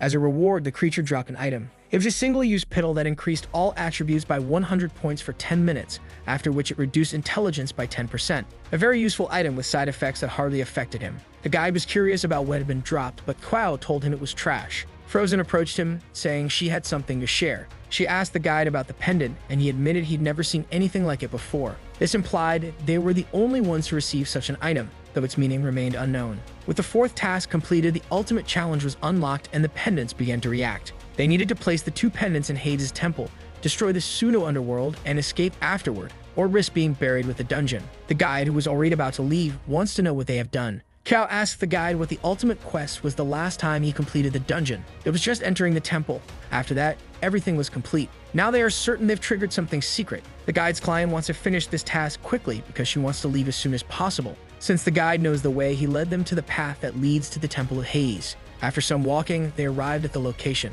The guide doesn't understand why the door isn't opening as it used to open easily. The girl then asked Kiao to look at 2 markings on the wall. They are holes and they resemble the item they possess. The guide had never seen that before. The pendants are placed into the holes. Only after that did the doors open. Inside the temple, there is a dense and heavy mist. Kiao notices that the atmosphere has changed. He feels like he's in a completely different place this time. Lightning fills the sky, and atop a pile of corpses is a dreadful figure. Kiao doesn't know who it is. However, as soon as the creature looks at him, he becomes alert. Finally, the vision ends, and he realizes he is inside the temple. The body in front of him is the same as in his vision, and he assumes it might have been one of the last things the creature saw. Frozen asks if he's okay. Kiao says yes, but he wants to know if she experienced any hallucinations. She says no. Now he believes he was the only one to have had that vision. The guide is apprehensive. This has never happened before, and the temple is usually empty. This time, there's a body there. As they approach, it opens its eyes, revealing a macabre smile. Kiao is startled as the body, which seemed dead, has been reanimated.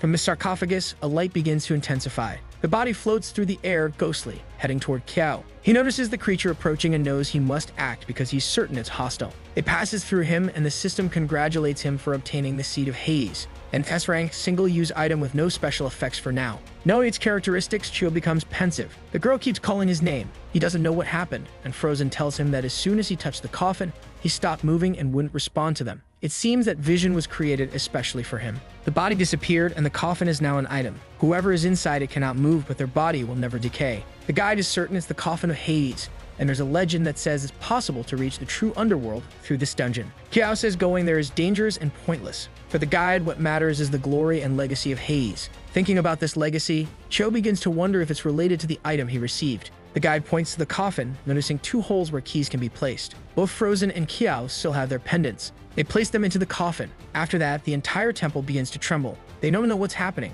They have completed the mission but now have 10 minutes to escape before the dungeon is destroyed. Frozen is happy because her reward is a shield, but they need to leave quickly since the place is collapsing. The guide is panicking, not knowing what's happening or what they've done. This dungeon is his source of income, and he's furious about what happened. Kiao tells him that if they don't leave now, they'll be trapped. But the guide no longer cares, acting foolishly even as his client scolds him. Revealing his despicable nature, he kicks the woman, saying she's only a hindrance. The woman is sent flying, hitting the wall. Kiao wants to know if he's stopping them because of the dungeon or if there's another reason. The hefty guide feigns ignorance, until Kiao says he knows he works for Baze. Impressed, the guide now understands why his boss is interested in Kiao and wants to know how he found out since he was trying hard to hide it. Kiao says he saw the tattoo on his arm, leaving the guide flustered. Throwing the pendants at him, Kiao asks if those are also Baze's work. They are, and since Kiao has discovered everything, you must already know he won't leave there alive. Kiao's last question is, if they want to capture him, why did they destroy the dungeon? Revealing the truth to him, she said that once the dungeon is destroyed, they can no longer be tracked.